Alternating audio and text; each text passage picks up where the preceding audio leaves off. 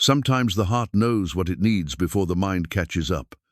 At 40 years old, Hattie Lane had made peace with being alone until a stranger changed everything. She runs the bakery in Dry Willow, a woman who folks say is too set in her ways for marriage. Then, one winter evening, a half-starved cowboy stumbles through her door, asking for scraps. Remy is clearly running from something, his eyes haunted and hands shaking. Hattie feeds him and sends him to sleep in her barn. But the next morning, he's chopping wood. The day after, he's fixing her fence. Day by day, he stays and earns his keep. Something grows between them over shared meals and quiet conversations. But when Luke's past finally catches up, will Hattie choose safety or stand by the first man who ever chose to stay? Before we jump back in, tell us where you're tuning in from. And if this story touches you, make sure you're subscribed, because tomorrow I've saved something extra special for you. The morning sun cast long shadows across the wooden floors of Lane's bakery as Hattie wiped down the counter with practiced efficiency. Steam rose from the fresh loaves cooling on the rack behind her, filling the small shop with the comforting aroma of yeast and flour. She had been awake since 4, as she had every morning for the past 15 years, kneading dough and stoking the ovens while the rest of Dry Willow slept. Her grandmother's rolling pin lay on the marble counter, its worn handle polished smooth by 3 generations of Lane women's hands. Hattie paused in her cleaning to run her fingers along its familiar surface, remembering the countless hours she'd spent as a child watching Grandma Rose work magic with flour and butter. The old woman had been gone nearly a decade now, but her presence lingered in every corner of the bakery, in the faded recipe cards written in her spidery handwriting, in the way the morning light caught the dust motes dancing above the workspace. "Morning, Hattie," called Sheriff Tom Bradley as he pushed through the front door, the bell above jingling his arrival. At 65, Tom had been keeping the peace in Dry Willow longer than most residents had been alive. His weathered face creased into a smile as he approached the counter. "Got any of those cinnamon rolls left from yesterday?" "Fresh ones just came out," Hattie replied, selecting the largest roll from the display case. "Coffee's brewing if you want to wait." Tom settled onto one of the 3 stools at the counter, the same spot he'd occupied most mornings for the past 5 years. "Appreciate it. Mary's got me eating nothing but oatmeal and fruit at home. Says it's good for my heart." "Your heart's been ticking along just fine for 65 years, Tom Bradley," Hattie said, pouring coffee into a thick white mug. "A little sugar and cinnamon never hurt anyone." The sheriff chuckled, taking a generous bite of the warm roll. "That's what I tell her, but you know how wives can be." Hattie's smile flickered for just a moment. "Can't say I do." An uncomfortable silence settled between them, broken only by the ticking of the old clock on the wall. Tom cleared his throat and took another bite, suddenly fascinated by the swirl of cinnamon in his pastry. These moments happened more often than Hattie cared to count innocent comments that reminded everyone of what she didn't have, what she'd chosen not to have. The bell jingled again, and Meredith Collins burst through the door like a whirlwind, her graying hair escaping from its bun and her cheeks flushed from the cold. As the town's unofficial gossip coordinator and official postmistress, Meredith knew everyone's business before they knew it themselves. "Hattie, honey, you won't believe what I just heard," Meredith announced, not bothering with pleasantries. "Young Billy Mason proposed to that Fletcher girl last night. Can you imagine? He's barely 22. "Good for him," Hattie said mildly, wiping down the already clean counter. "Well, I suppose when you know, you know," Meredith continued, oblivious to the tension her words created. "Though I always thought 22 was awfully young to be making such decisions. Not like some people who wait and wait until—" She stopped abruptly, her eyes widening as she realized what she'd been about to say. "Until what, Meredith?" Hattie's voice carried a warning that would have silenced a wiser woman. "Oh, nothing, dear. Just thinking out loud." Meredith's face turned red as she fumbled with her purse. "I'll take a dozen of those sugar cookies for the church social tonight." Hattie boxed the cookies in silence, her movements sharp and efficient. She'd heard these conversations 1,000 times over the years, the speculation about why she'd never married, the well-meaning advice about not being too particular. The pitying looks when someone else's happiness was discussed. At 25, she'd been considered a late bloomer. At 30, she was getting choosy. At 35, she was being too picky. Now, at 40, she was simply accepted as the town spinster, a role that came with its own set of expectations and limitations. After Meredith left with her cookies and a mumbled apology, Tom finished his coffee and stood to leave. "Hattie," he said gently, "you know folks don't mean anything by their talk." "I know, Tom." She managed a genuine smile for the kind man. "People need something to discuss, and I'm convenient. For what it's worth, I think you're doing just fine on your own." "I appreciate that." After Tom left, Hattie found herself alone with the familiar rhythm of her morning routine. She restocked the display case, swept the floors, and prepared for the lunch crowd that would trickle in over the next few hours. The bakery had been in her family for 3 generations, passed down from her great-grandmother to her grandmother to her mother, and finally to her. Each woman had run it differently, but they'd all shared the same dream to create a place where the community could gather, where hunger could be satisfied with more than just food. Her mother had been the romantic among them, filling the bakery with flowers and lace curtains, hosting wedding receptions and anniversary parties. She'd believed that love was the most important ingredient in any recipe, and she died young, still believing in fairy tales. Her grandmother had been practical, treating the bakery like the business it was, expanding the menu and building a loyal customer base. She'd buried 2 husbands and raised 3 children while keeping the ovens burning and the bills paid. Hattie had inherited traits from both women, her mother's gentle touch with pastry and her grandmother's steel spine. But she'd also inherited something else, the knowledge that love was a luxury she couldn't afford to chase. The bakery demanded everything she had, every hour of every day, and she'd learned to find satisfaction in the work itself, in the simple pleasure of creating something beautiful and nourishing with her own hands. The afternoon brought a steady stream of customers' ranchers, picking up bread for their families, wives stopping by for dessert before dinner, children pressing their faces against the display case while their mothers counted coins. Each interaction was familiar, comfortable, part of the rhythm that had governed her life for so long. As the sun began to set, painting the sky in shades of orange and pink, Hattie prepared to close the shop. She was covering the remaining pastries when she heard a soft knock at the back door. She paused, listening. The knock came again, tentative and apologetic. She walked to the rear of the shop, past the ovens and preparation tables, to the door that led to the small alley behind the building. Through the glass, she could see a figure hunched against the cold, hat pulled low, shoulders shaking. Her hand hesitated on the lock. Dry Willow was a safe place, but it was also isolated, and a woman alone had to be careful. The figure knocked again, and this time she heard a voiceover, uncertain but undeniably desperate. "Ma'am, just wondering if you might have something I could work for?" Hattie's heart clenched. She'd heard that tone before, in the voices of men who'd lost everything and were trying to hold on to their dignity while asking for help. She unlocked the door and opened it slowly. The man standing in her alley was tall but thin, his clothes worn but clean, his boots cracked but polished. His face was gaunt, stubbled with several days' growth, and his eyes held the hollow look of someone who'd been hungry for too long. But there was something else in those eyes, a gentleness that contradicted his desperate appearance, a respect that showed even in his posture as he stood with his hat in his hands.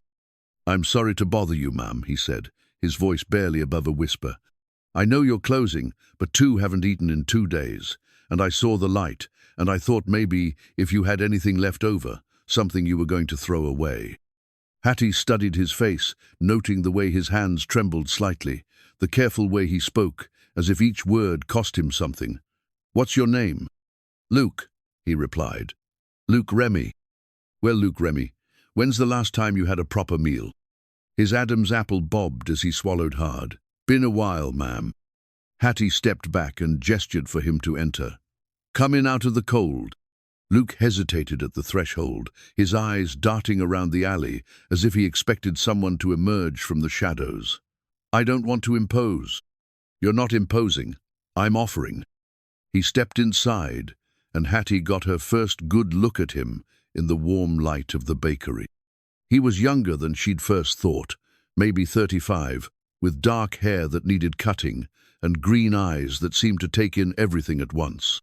His clothes were travel-worn but had once been good quality, and despite his obvious hunger, he held himself with a dignity that spoke of better times. "Sit," she said, pointing to a chair beside the prep table. "I'll fix you something."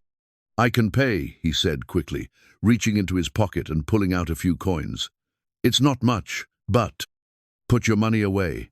Hattie was already moving toward the display case, selecting items that would provide sustenance rather than just satisfy hunger. "When did you last sleep?" Luke seemed surprised by the question. "I don't rightly remember." She placed a thick slice of roast beef between 2 pieces of fresh bread, added cheese and pickles, and set it before him, along with a cup of coffee and a bowl of the beef stew she'd been saving for her own dinner. "Eat slow," she warned. "Your stomach needs time to remember what food is." Luke stared at the meal before him, his throat working as he tried to find words. "Ma'am, I don't know how to thank you." "No need for thanks. Just eat." She busied herself with cleaning while he ate, giving him privacy to satisfy his hunger without feeling watched. But she was acutely aware of him, the careful way he ate, as if he were afraid the food might disappear, the grateful sigh he made after the first few bites, the way his shoulders gradually relaxed as warmth and nourishment began to work their magic. When he finished, he sat quietly for a moment, holding the empty coffee cup between his hands. "Ma'am, I meant what I said about working for this. I'm handy with tools, good with animals, and I'm honest. If you've got anything that needs doing—" "There's always something that needs doing," Hattie said, surprising herself with the words. "But not tonight. Tonight you need sleep more than anything else." She led him to the back door and pointed toward the small barn behind her house, visible through the bare branches of the apple trees. "There's clean straw in there, and blankets in the tack room. Help yourself." Luke stood in the doorway, looking out at the barn, then back at her. "You don't know anything about me. I know you're hungry and tired and far from home," Hattie said. "I know you asked for work instead of handouts, and you thanked me for food most folks would consider scraps. That's enough for tonight." He nodded slowly, then reached into his pocket and pulled out a small objector wooden spoon, carved with intricate designs. "I made this," he said, holding it out to her. "It's not much, but it's something." Hattie took the spoon, running her fingers over the smooth wood and delicate carving. It was beautiful work, clearly made by someone who understood both the material and the craft. "You made this?" "Yes, Mum. I like working with my hands." "It's beautiful. Thank you." Luke touched the brim of his hat and stepped into the cold night air. "Good night, Mum." "Good night, Luke." Hattie watched him walk toward the barn, his figure gradually disappearing into the darkness. She closed the door and locked it, then stood for a long moment, looking at the wooden spoon in her hands. It was warm from his touch, and she could smell the faint scent of the oil he'd used to finish it. She'd fed strangers before it was part of living in a small town, part of the unwritten code that governed places like Dry Willow. But something about Luke Remy felt different. Maybe it was the way he'd asked for work before food, or the careful respect he'd shown even in his desperation. Maybe it was the skill evident in the carved spoon, or the way his eyes had held hers when he thanked her. Or maybe it was simply that, for the first time in years, her evening routine had included another person, and the bakery didn't feel quite so empty. As she finished cleaning and prepared to go home, Hattie found herself glancing toward the window that faced the barn. A soft light glowed from within, and she wondered if Luke was settling in for the night, or if he was too wary to sleep. She wondered where he'd come from, what had brought him to her door, and whether he'd still be there in the morning. The thought surprised her with its intensity. She'd grown comfortable with solitude, content with her predictable days and quiet evenings. But as she turned off the lights and locked the front door, she realized she was hoping that when morning came, she'd see smoke rising from the barn's chimney and know that, for once, she wouldn't be starting her day alone. Walking home through the cold night air, Hattie clutched the wooden spoon in her pocket and allowed herself to wonder what tomorrow might bring. For the first time in years, she didn't already know the answer. Dawn arrived grey and cold, with frost covering the windows of the bakery and a bitter wind rattling the old panes. Hattie had slept poorly, her mind circling back to the stranger in her barn and the wooden spoon that now sat on her kitchen table beside her morning coffee. She'd risen even earlier than usual, driven by a restlessness she couldn't quite name. As she lit the ovens and began her morning routine, she found herself glancing repeatedly toward the barn.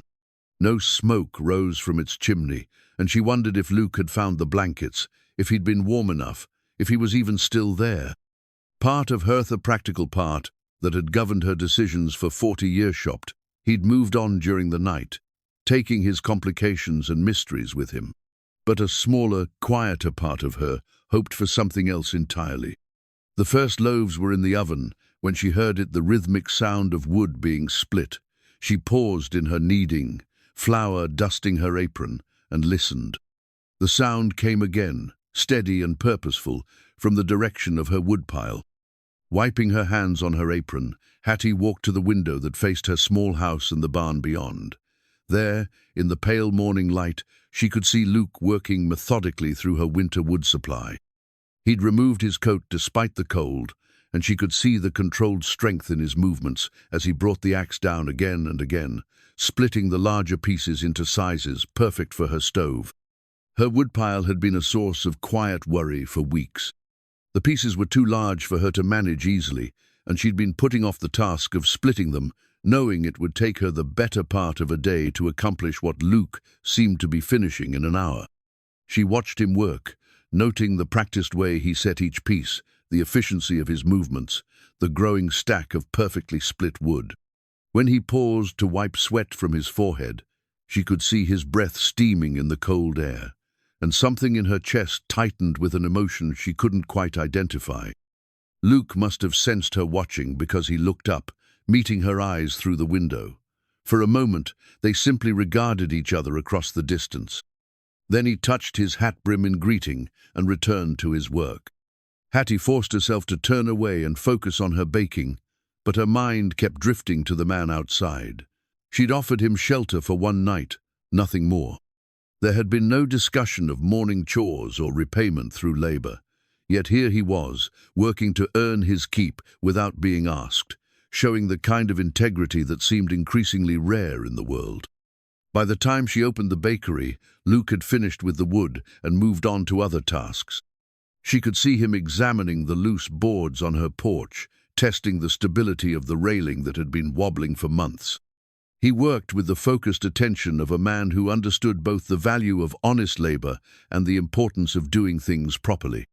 The morning brought its usual customers, but Hattie found herself distracted, her attention split between serving coffee and pastries and keeping track of Luke's activities outside. Sheriff Tom noticed her preoccupation immediately.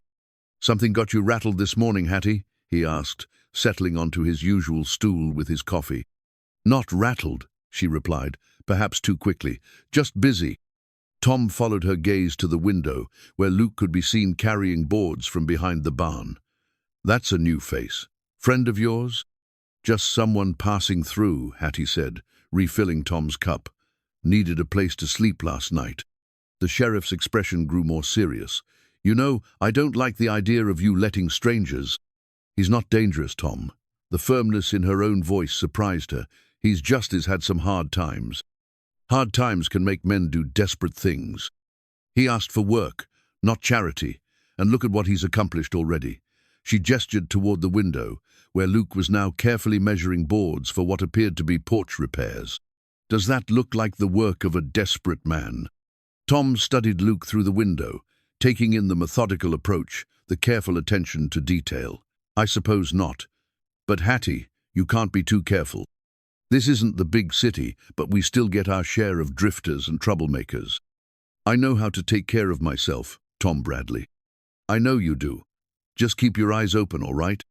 After Tom left, the morning continued with its usual rhythm, but Hattie remained acutely aware of Luke's presence. When Meredith Collins arrived for her daily dose of gossip and a sweet roll, she immediately noticed the activity outside.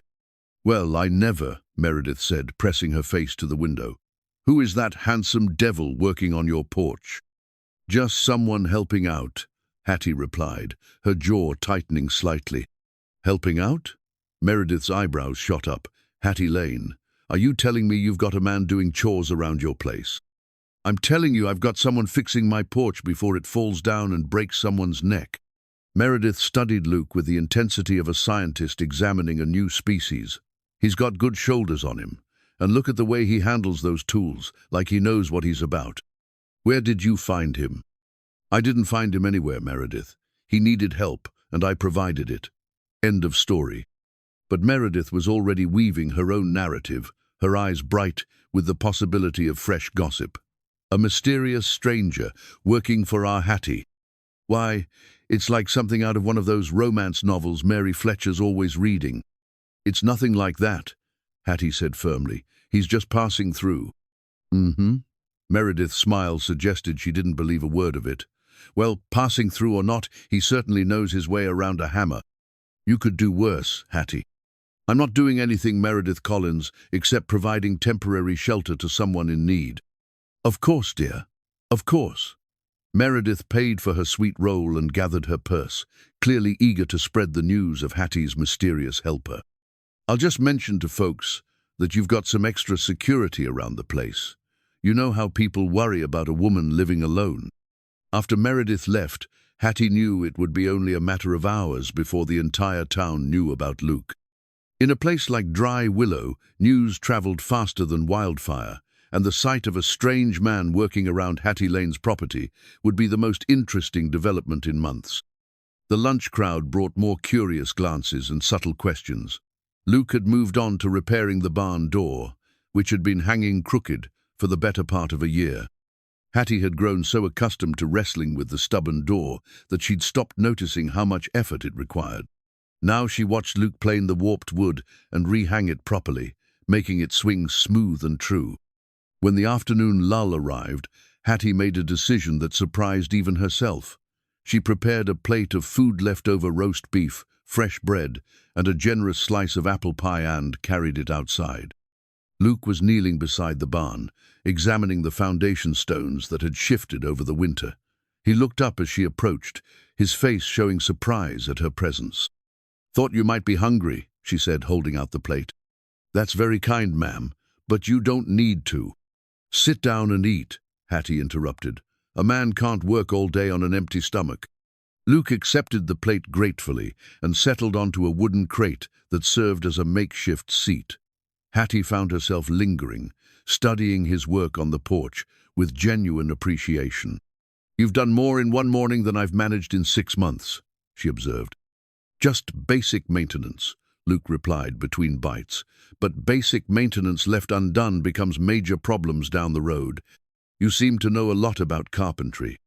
"I've done my share of building and fixing. A man learns to work with his hands when he's got more time than money."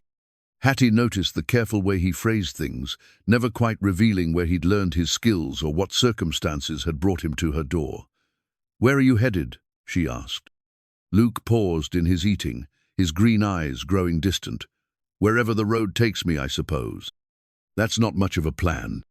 "Plans have a way of changing on a man," he said quietly. "Sometimes it's better to just keep moving and see what opportunities present themselves." "And what opportunity does Dry Willow present?" Luke met her eyes, and she saw something flicker, their hope, perhaps, or possibility. "Honest work, fair treatment, a chance to be useful." "That's all?" "That's more than I've had in a while, ma'am." Hattie felt a strange tightness in her chest at his words. There was a story behind his careful answers, pain behind his polite responses. She wanted to know more, to understand what had brought him to her door and what kept him moving from place to place. But she also recognized the walls he'd built around his past, walls that wouldn't be easily breached. "The name's Hattie," she said instead. "Ma'am makes me feel ancient." A ghost of a smile crossed Luke's face. "Yes, ma'am, Hattie." "Better." She glanced at the work he'd accomplished. "How long do you think the porch repairs will take?" Another day, maybe two if I do it properly. The foundation needs some attention too, but that's more involved work. And after that? Luke shrugged, his expression carefully neutral. I'll move on, I suppose. Find the next place that needs a hand. What if this place needed a hand for more than a few days? The words surprised them both. Hattie hadn't planned to make the offer, hadn't even realized she was considering it until the words left her mouth. Luke's fork paused halfway to his mouth, his eyes searching her face. I couldn't ask you to. You're not asking. I'm offering. Hattie crossed her arms, feeling suddenly defensive about her own generosity. There's plenty of work around here that needs doing, and winter's not over yet. I could use the help. What would folks think about you keeping a stranger around? Folks can think whatever they please. It's my property and my decision. Luke set down his fork and studied her with an intensity that made her fidget. Why? It was a simple question, but Hattie found herself struggling to answer it. Why was she offering to extend his stay? Why did the thought of him moving on leave her feeling oddly hollow? Why had one hungry stranger managed to disrupt the careful equilibrium of her life in less than 24 hours? Because, she said finally, good help is hard to find, and you clearly know what you're doing. It wasn't the complete truth, but it wasn't a lie either. Luke seemed to understand that there were layers to her offer that neither of them was ready to examine too closely. I'd be grateful for the work, he said quietly, and I promise you won't regret the kindness. See that I don't, Hattie replied, but her tone was gentle rather than stern. As she walked back to the bakery, Hattie realized that her life had just taken a turn she hadn't seen coming. For the first time in years, her future felt uncertain, full of variables she couldn't control or predict. The thought should have frightened her, should have sent her running back to Luke to rescind her offer and return to the safety of her solitary routine. Instead, she found herself looking forward to tomorrow, with an anticipation she hadn't felt in decades. Whatever complications Remy might bring to her ordered existence, at least they promised to be interesting complications. And Hattie Lane, who had been content with predictability for so long, discovered that she was ready for a little interesting in her life. 3 days into Luke's extended stay, Hattie had settled into a routine she hadn't anticipated enjoying as much as she did. Each morning, she would rise to find evidence of his early work-fresh wood stacked neatly by her kitchen door. Repairs completed on projects she'd been putting off for months, small improvements that made her daily life noticeably easier. Luke had proven to be a man of few words but considerable skill. The hand-carved wooden spoon he'd given her that first night now held a place of honor in her kitchen, its smooth surface worn from daily use. She found herself reaching for it automatically when stirring soup or mixing batter, appreciating the perfect balance and comfortable grip that spoke of hours spent perfecting the craft. This morning, she discovered him in her small workshop behind the barn, carefully shaping what appeared to be a replacement handle for her garden rake.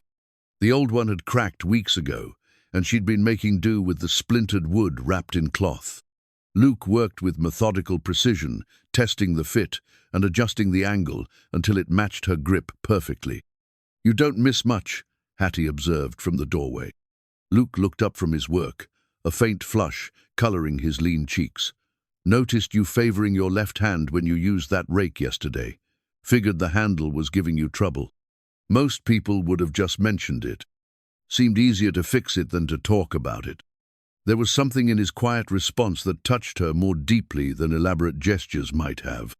Luke approached problems with the same methodical care he brought to his woodworking, identifying what was needed and providing it without fanfare or expectation of praise. Coffee's ready when you're finished, she said. Be right there. Hattie returned to the bakery, but found herself glancing out the window as she worked. Luke had become part of the landscape of her mornings, as natural as the sunrise or the aroma of fresh bread. The realization should have concerned her. She'd built her independence carefully over the years, and depending on anyone felt like a dangerous luxury. The bell above the door chimed, and Doc Peterson shuffled in, his white hair disheveled and his medical bag in hand. At 73, he'd been delivering babies and setting bones in Dry Willow longer than anyone could remember, and his morning visit to the bakery was as reliable as clockwork. "Morning, Hattie girl," he said, settling onto his favorite stool with a grunt. "The usual, if you please." She poured coffee and selected a blueberry muffin, noting the slight tremor in Doc's hands as he reached for the cup. "Long night?" The Henderson baby decided to make her appearance at 2 in the morning. Stubborn little thing took her own sweet time about it. Doc took a grateful sip of coffee. "But she's healthy and loud, which is all that matters." "That's wonderful news." "Indeed it is." Doc's eyes crinkled with satisfaction. "Nothing quite like bringing new life into the world to remind an old man why he got into this business." Through the window, they could see Luke emerging from the workshop, the repaired rake in one hand and his coffee cup in the other. Doc followed Hattie's gaze with interest. "That your new helper I've been hearing about?" "Word travels fast." "Faster when it involves our most eligible spinster taking in a mysterious stranger." Doc's tone was gently teasing, but his eyes were sharp with professional curiosity. "Mind if I ask how he's working out?" "Better than I expected," Hattie admitted. "He's skilled and respectful, doesn't talk my ear off, and he works harder than any man I've ever seen." High praise from Hattie Lane.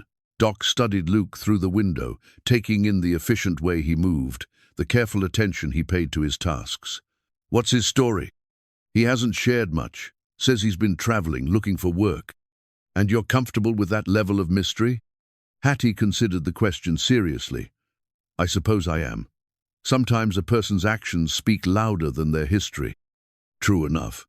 But history has a way of catching up with folks, especially folks who seem to be running from it." "What makes you think he's running from anything?" Doc's expression grew thoughtful. 40 years of practice reading people, mostly. That man's carrying weight that has nothing to do with his physical labor. The way he holds himself, the way his eyes track movements, watching for trouble even when he's relaxed. Hattie felt a flutter of unease. "You think he's dangerous?" "Not to you," Doc said immediately. "If anything, I'd say he's more concerned about bringing danger to you than causing it himself. But dangerous men and men in danger often look remarkably similar from the outside." Before Hattie could respond, the door opened again, and Reverend Matthews entered with his wife, Margaret. The Reverend was a soft-spoken man in his 50s who'd taken over the church when the previous minister retired 5 years ago. Margaret was known for her charitable works and her ability to organize the town's social functions with military precision. "Good morning, Hattie," Margaret said warmly. "We've come to discuss the arrangements for the church social next week." As they settled at one of the small tables to review the details, Hattie found herself grateful for the distraction from Doc's observations. But his words lingered in her mind, adding a new dimension to her growing awareness of Luke's careful behavior.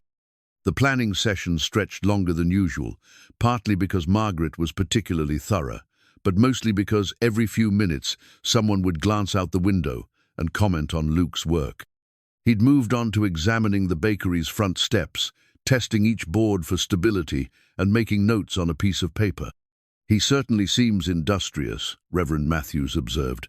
"It's been years since those steps were properly maintained."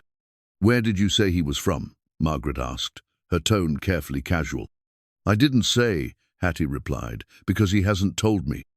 "Mysterious," Margaret murmured, but not unkindly. "Well, mystery or not, he's certainly improving the appearance of your property. The porch looks better than it has in years." When Luke finished his inspection and moved on to other tasks, the conversation gradually returned to social planning, but Hattie noticed the way people's attention kept drifting to the window. Luke's presence had become a source of fascination for the entire town, and she suspected that fascination would only grow as time passed. After the church committee left, Hattie found herself alone with Doc Peterson, who seemed in no hurry to finish his coffee. "Hattie," he said eventually, "I hope you know you can come to me if you need anything. Anything at all." "I know that, Doc. I've always known that." "Good, because change can be unsettling, even when it's good change, and you've had more change in the past few days than you've had in years." "Are you speaking as my doctor or as a friend?" "Both." Doc said with a gentle smile. You're a strong woman, Hattie Lane, stronger than most people realize. But strength doesn't mean you have to face everything alone. After Doc left, Hattie found herself reflecting on his words as she went about her morning routine. She'd been alone for so long that she'd forgotten what it felt like to have someone else's well-being to consider, someone else's presence to account for in her daily planning. Luke appeared at the back door just as she was preparing lunch, his boots clean and his hat in his hands. Finished with the inspection, he reported. The steps need some reinforcement, but nothing that can't be handled with a few boards and some proper hardware. How much will the materials cost? Not much. I can probably make do with what's already in the barn, plus maybe a few items from the hardware store. Hattie nodded, then found herself studying his face more carefully than she had before. Doc's observations had made her more conscious of the things she'd been noticing without really acknowledging the way Luke's eyes constantly scanned their surroundings, the controlled way he moved, as if he were always ready to react to unexpected threats. Luke, she said carefully, is there anything I should know? Anything that might affect well? Anything? Luke's expression grew still, and for a moment she thought he might not answer. When he finally spoke, his voice was quiet but steady. I've never done anything I'm ashamed of, Hattie.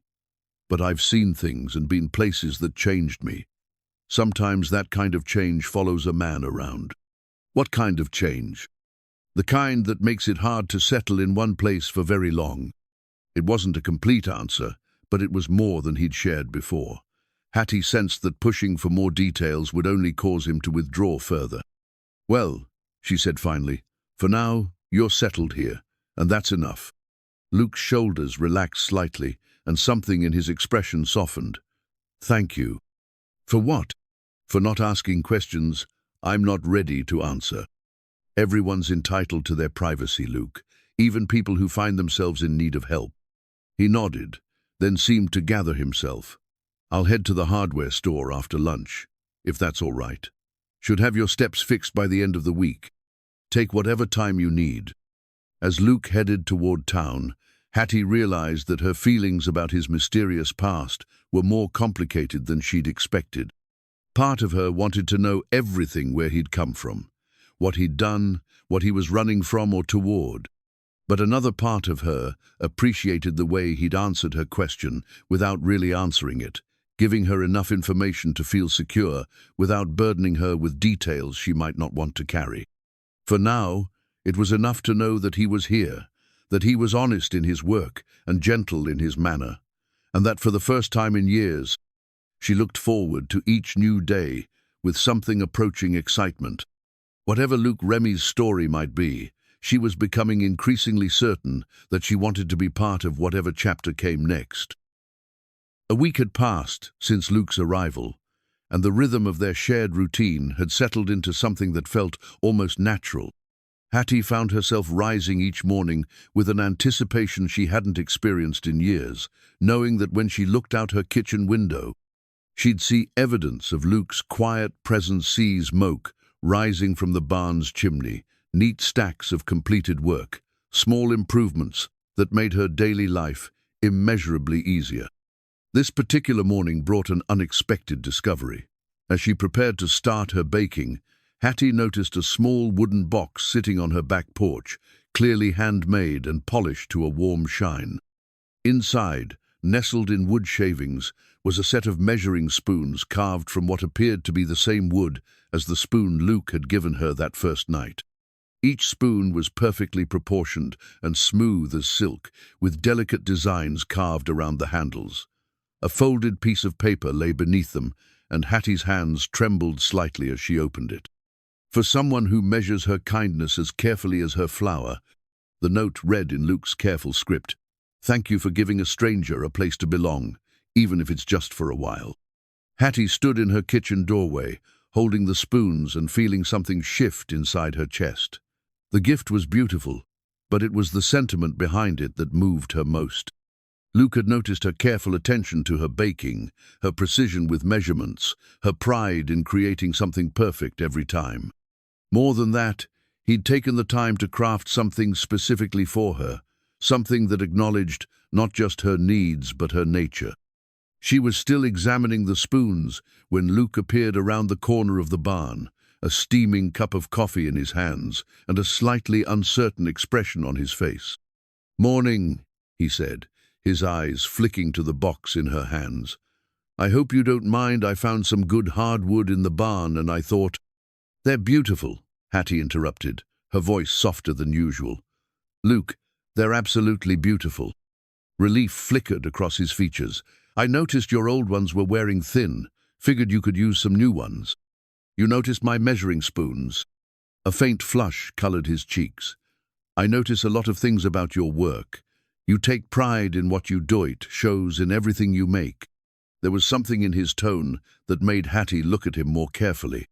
Over the past week, she'd grown accustomed to his presence, but she'd been so focused on the practical aspects of their arrangement that she'd missed the subtle signs of his attention to her, specifically, rather than just her property. "Would you like some breakfast?" she asked, tucking the spoons carefully back into their box. "If it's not too much trouble." "It's never trouble, Luke." As they shared coffee and fresh biscuits at her kitchen table, Hattie found herself studying Luke's hands as he ate. They were working hands, marked by calluses and old scars, but they moved with the same careful precision he brought to his woodworking. She tried to imagine those hands carving the delicate measuring spoons, taking time from his other work to create something beautiful just for her. "Luke," she said eventually, "can I ask you something personal?" He looked up from his breakfast, his green eyes alert but not defensive. "You can ask." "The carving, the woodworking, where did you learn to do that?" "My father," Luke replied without hesitation. "He was a cabinet maker back in Missouri. Started teaching me when I was barely tall enough to reach his workbench." "You must miss him." "Every day." Luke's voice carried a weight of grief that spoke of recent loss. "He passed 2 years ago. Cancer took him slow and mean." "I'm sorry." "He was a good man. Taught me that if you're going to make something, you make it right. Make it to last. Make it beautiful if you can, but always make it useful." Hattie understood now why Luke's work around her property had been so thorough, so carefully executed. He wasn't just fixing things, she was honoring lessons learned at his father's side, carrying forward a tradition of craftsmanship that had been passed down through generations. "Is that why you left Missouri?" Luke's expression grew more guarded. "Part of it. After Dad died, there wasn't much keeping me there. The shop, the house, it all reminded me of what I'd lost." "So you started traveling?" "Started running, more like." The admission seemed to surprise him as much as it did her. "Took me a while to realize there's a difference between moving towards something and moving away from it." "And which are you doing now?" Luke met her eyes across the table, and Hattie saw something there that made her heart skip hope, tentative but real. Still figuring that out. The moment stretched between them, full of unspoken possibilities and careful acknowledgments. Then the sound of approaching horses broke the spell, and they both turned toward the window to see Sheriff Tom Bradley riding up with a stranger in tow. Luke's entire demeanor changed instantly. His relaxed posture stiffened, his eyes sharpened, and Hattie could almost feel him calculating distances to doors and exits. The transformation was so complete and so telling that she felt a chill of understanding wash over her. "Luke," she said quietly. "It's probably nothing," he replied, but his voice carried a tension that contradicted his words. "Maybe you should stay inside while I talk to them. This is my property. If someone wants to discuss something, they can discuss it with me." Luke looked like he wanted to argue, but the sound of footsteps on the porch ended the conversation. Tom knocked politely, then entered when Hattie called for him to come in. "Morning, Hattie." "Luke." Tom's greeting was cordial but professional. Behind him stood a man Hattie didn't recognize, tall, thin, with the weathered look of someone who spent his life outdoors. "This is Marshal Wade Connor from over in Cedar Falls. He's looking for someone, and we thought Luke might be able to help." Marshal Connor stepped forward, his eyes fixed on Luke with professional interest. "Mr. Remy, I presume?" "That's right," Luke replied carefully. "I'm hoping you might have some information about a man I'm tracking. Goes by the name of Jake Morrison, about your height and build, dark hair, green eyes. Last seen heading this direction about 2 weeks ago. Relief flooded through Hattie so suddenly that she had to grip the edge of the table for support. The marshal wasn't looking for Luca, he was looking for information about someone else entirely. "Can't say I've seen anyone matching that description," Luke said, and Hattie noticed that his voice had returned to its normal, calm tone. "What's he wanted for?" "Cattle rustling, mostly. But there's some suggestion he might be involved in more serious crimes." Connor's eyes remained fixed on Luke's face, searching for any sign of recognition or deception. "You sure you haven't seen him? He might have been traveling alone, might have asked for work or food." "I'm sure. If he'd come through Dry Willow, folks would have mentioned it. Not much happens around here that doesn't get discussed." Connor nodded slowly, then turned his attention to Hattie. "Ma'am, what about you? Any strangers come through asking for help or shelter?" Hattie felt Luke's eyes on her, but her answer came without hesitation. "Just Luke here, and that was over a week ago. No one else has come by." "All right then." Connor touched his hat brim politely. "Thank you both for your time. If you do see anyone matching Morrison's description, you'll let Sheriff Bradley know."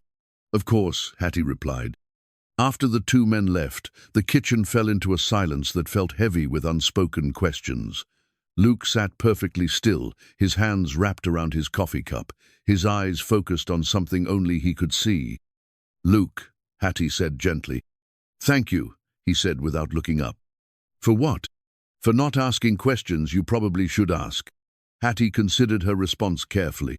The scene with the marshal had revealed things about Luke that she couldn't ignore: his instant recognition of potential danger, his controlled but obvious relief when he realized he wasn't the target of the search, the way he'd positioned himself between her and the door throughout the entire conversation. "Everyone's got a past," she said finally. "Some folks run from theirs, some folks get chased by it, and some folks just carry it around like luggage they can't set down. Which one are you?" Luke looked up at her then, and she saw pain in his eyes, along with something that might have been gratitude. "Maybe a little of all three. As long as your past doesn't bring trouble to my door, I figure it's your business. And if it does, then we'll deal with it when it happens." Luke stared at her for a long moment, as if trying to understand how she could offer such unconditional acceptance to someone she'd known for barely a week. Finally, he reached into his shirt pocket and pulled out a small, worn photograph. "Her name was Sarah," he said, placing the photo on the table between them. "She was my wife." Hattie looked down at the image of a young woman with kind eyes and a gentle smile, her arm linked with a younger version of Luke, who looked happier than the man sitting across from her now. "She was beautiful," Hattie said softly. "She died in a fire 3 years ago. House went up in the middle of the night, faulty chimney," the fire marshal said. "I was working late at the shop, trying to finish a commission. If I'd been home, you might have died too. Or I might have saved her." The pain in his voice was so raw that Hattie felt tears prick her eyes. "Luke, you can't blame yourself for something like that. I've tried not to, spent the better part of 3 years trying not to, but losing her, losing everything we'd built together, it broke something in me. Made it impossible to stay in one place, to build anything new. Every time I started to settle somewhere, I'd remember what I'd lost, and I'd have to move on. But you're here now." "Yeah." Luke's voice was barely above a whisper. "I'm here now." Hattie reached across the table and covered his hand with hers, feeling the calluses and scars that told the story of his grief and his wandering. "She wouldn't want you to spend the rest of your life running." "How do you know?" "Because she married a man who carves beautiful things with his hands and fixes what's broken without being asked. That kind of man doesn't deserve a lifetime of punishment for surviving something terrible." Luke turned his hand over beneath hers, his fingers closing gently around her palm. "Sometimes I think I've been running so long I've forgotten how to stop." "Maybe," Hattie said gently. "You just needed to find the right place to practice stopping." They sat in comfortable silence for a while, hands still joined across the kitchen table, each lost in their own thoughts. Outside, The world continued its familiar rhythm, birds singing in the bare branches, the distant sound of activity from town, the whisper of wind through the eaves. But inside Hattie's kitchen, something fundamental had shifted. For the first time since Luke's arrival, she understood the weight he carried and the courage it had taken for him to share even this much of his story. She also understood, with a clarity that both thrilled and terrified her, that her feelings for him had moved far beyond simple attraction or companionship. "I should get back to work," Luke said eventually, though he made no move to release her hand. "The work will wait," Hattie replied. "Some things are more important than productivity." Luke smiled then, the first genuinely relaxed smile she'd seen from him since the marshal's visit. "Sarah used to say something like that. She was always trying to get me to slow down, to appreciate the moment instead of rushing toward the next project. She sounds like a wise woman." "She was. She would have liked you, I think." The words hung in the air between them, carrying implications that neither was quite ready to examine fully. But there was comfort in them, sense that Luke's growing feelings for Hattie didn't diminish his love for his late wife, but rather grew from the same capacity for deep affection that had made their marriage strong. "I'd like to have known her," Hattie said honestly. Luke squeezed her hand gently, then reluctantly released it. "I really should check on those front steps. But Hattie, thank you for listening, for understanding. Thank you for trusting me with something so precious." After Luke left to resume his work, Hattie sat alone in her kitchen, turning the carved measuring spoons over in her hands and thinking about the photograph of Sarah that Luke had returned to his pocket. She'd spent so many years believing that love was something that happened to other people, something she'd missed her chance at long ago. But watching Luke struggle with his grief and his hope had shown her that love didn't follow timelines or expectations. Sometimes it came quietly, in shared morning coffee and careful conversations.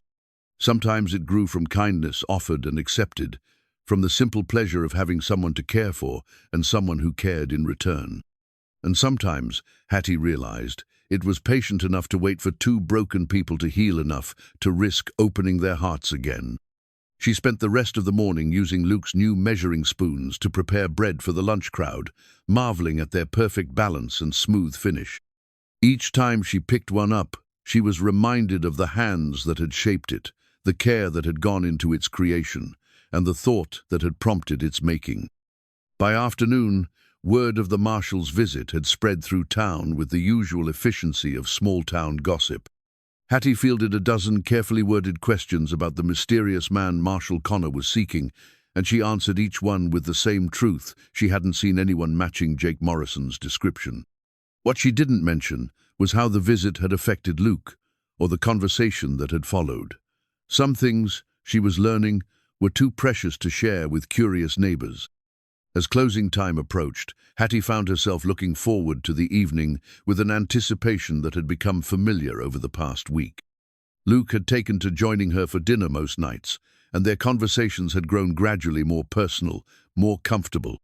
Tonight, she suspected, would be different, deeper, more honest, shaped by the trust he'd shown her that morning.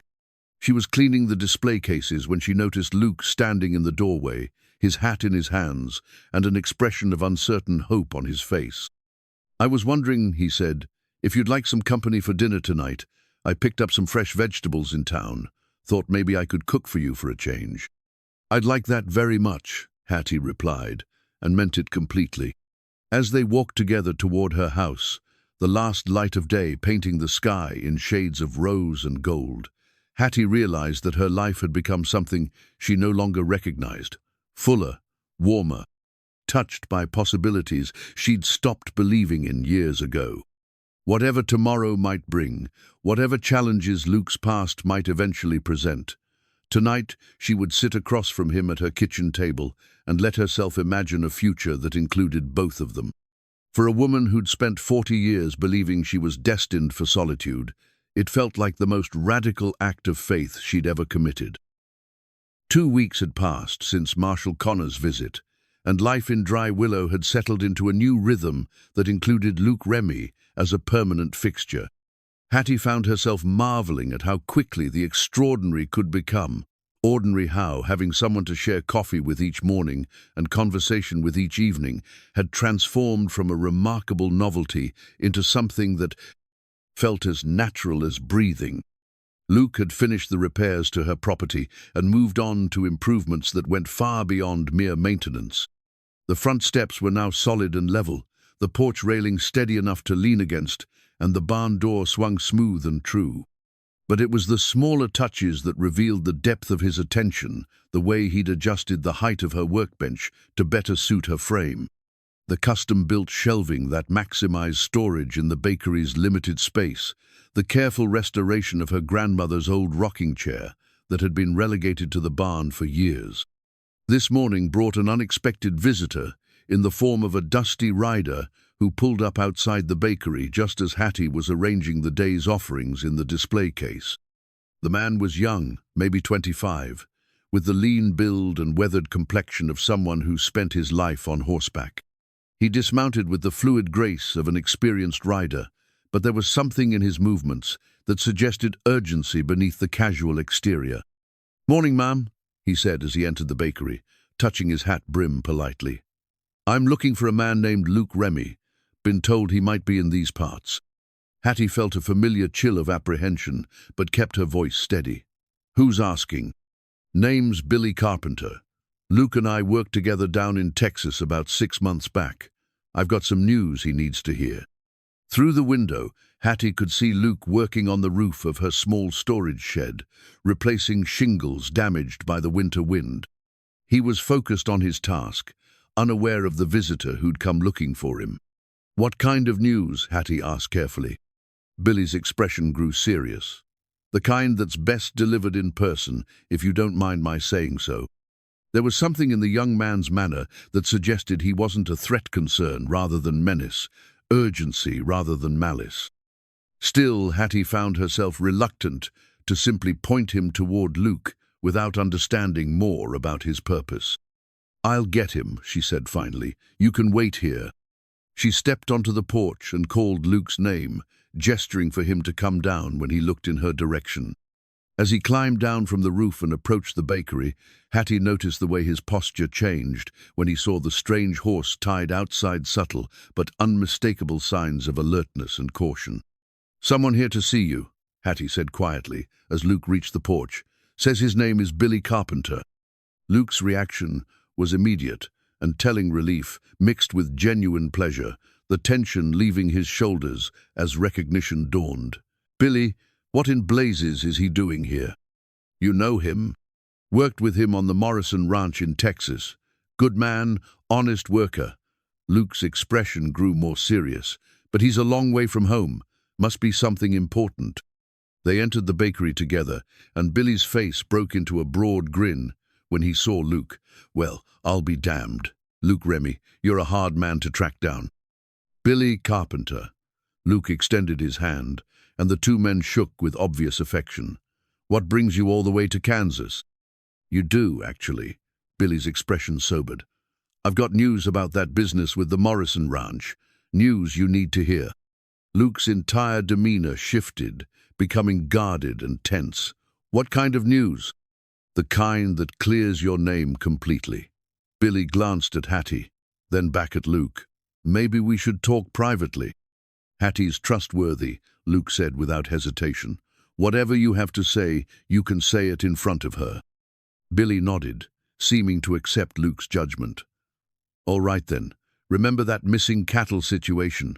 The one old man Morrison blamed you for?" "I remember." Luke's voice was carefully neutral, but Hattie could see the tension in his jaw. "Well, turns out you were right to leave when you did.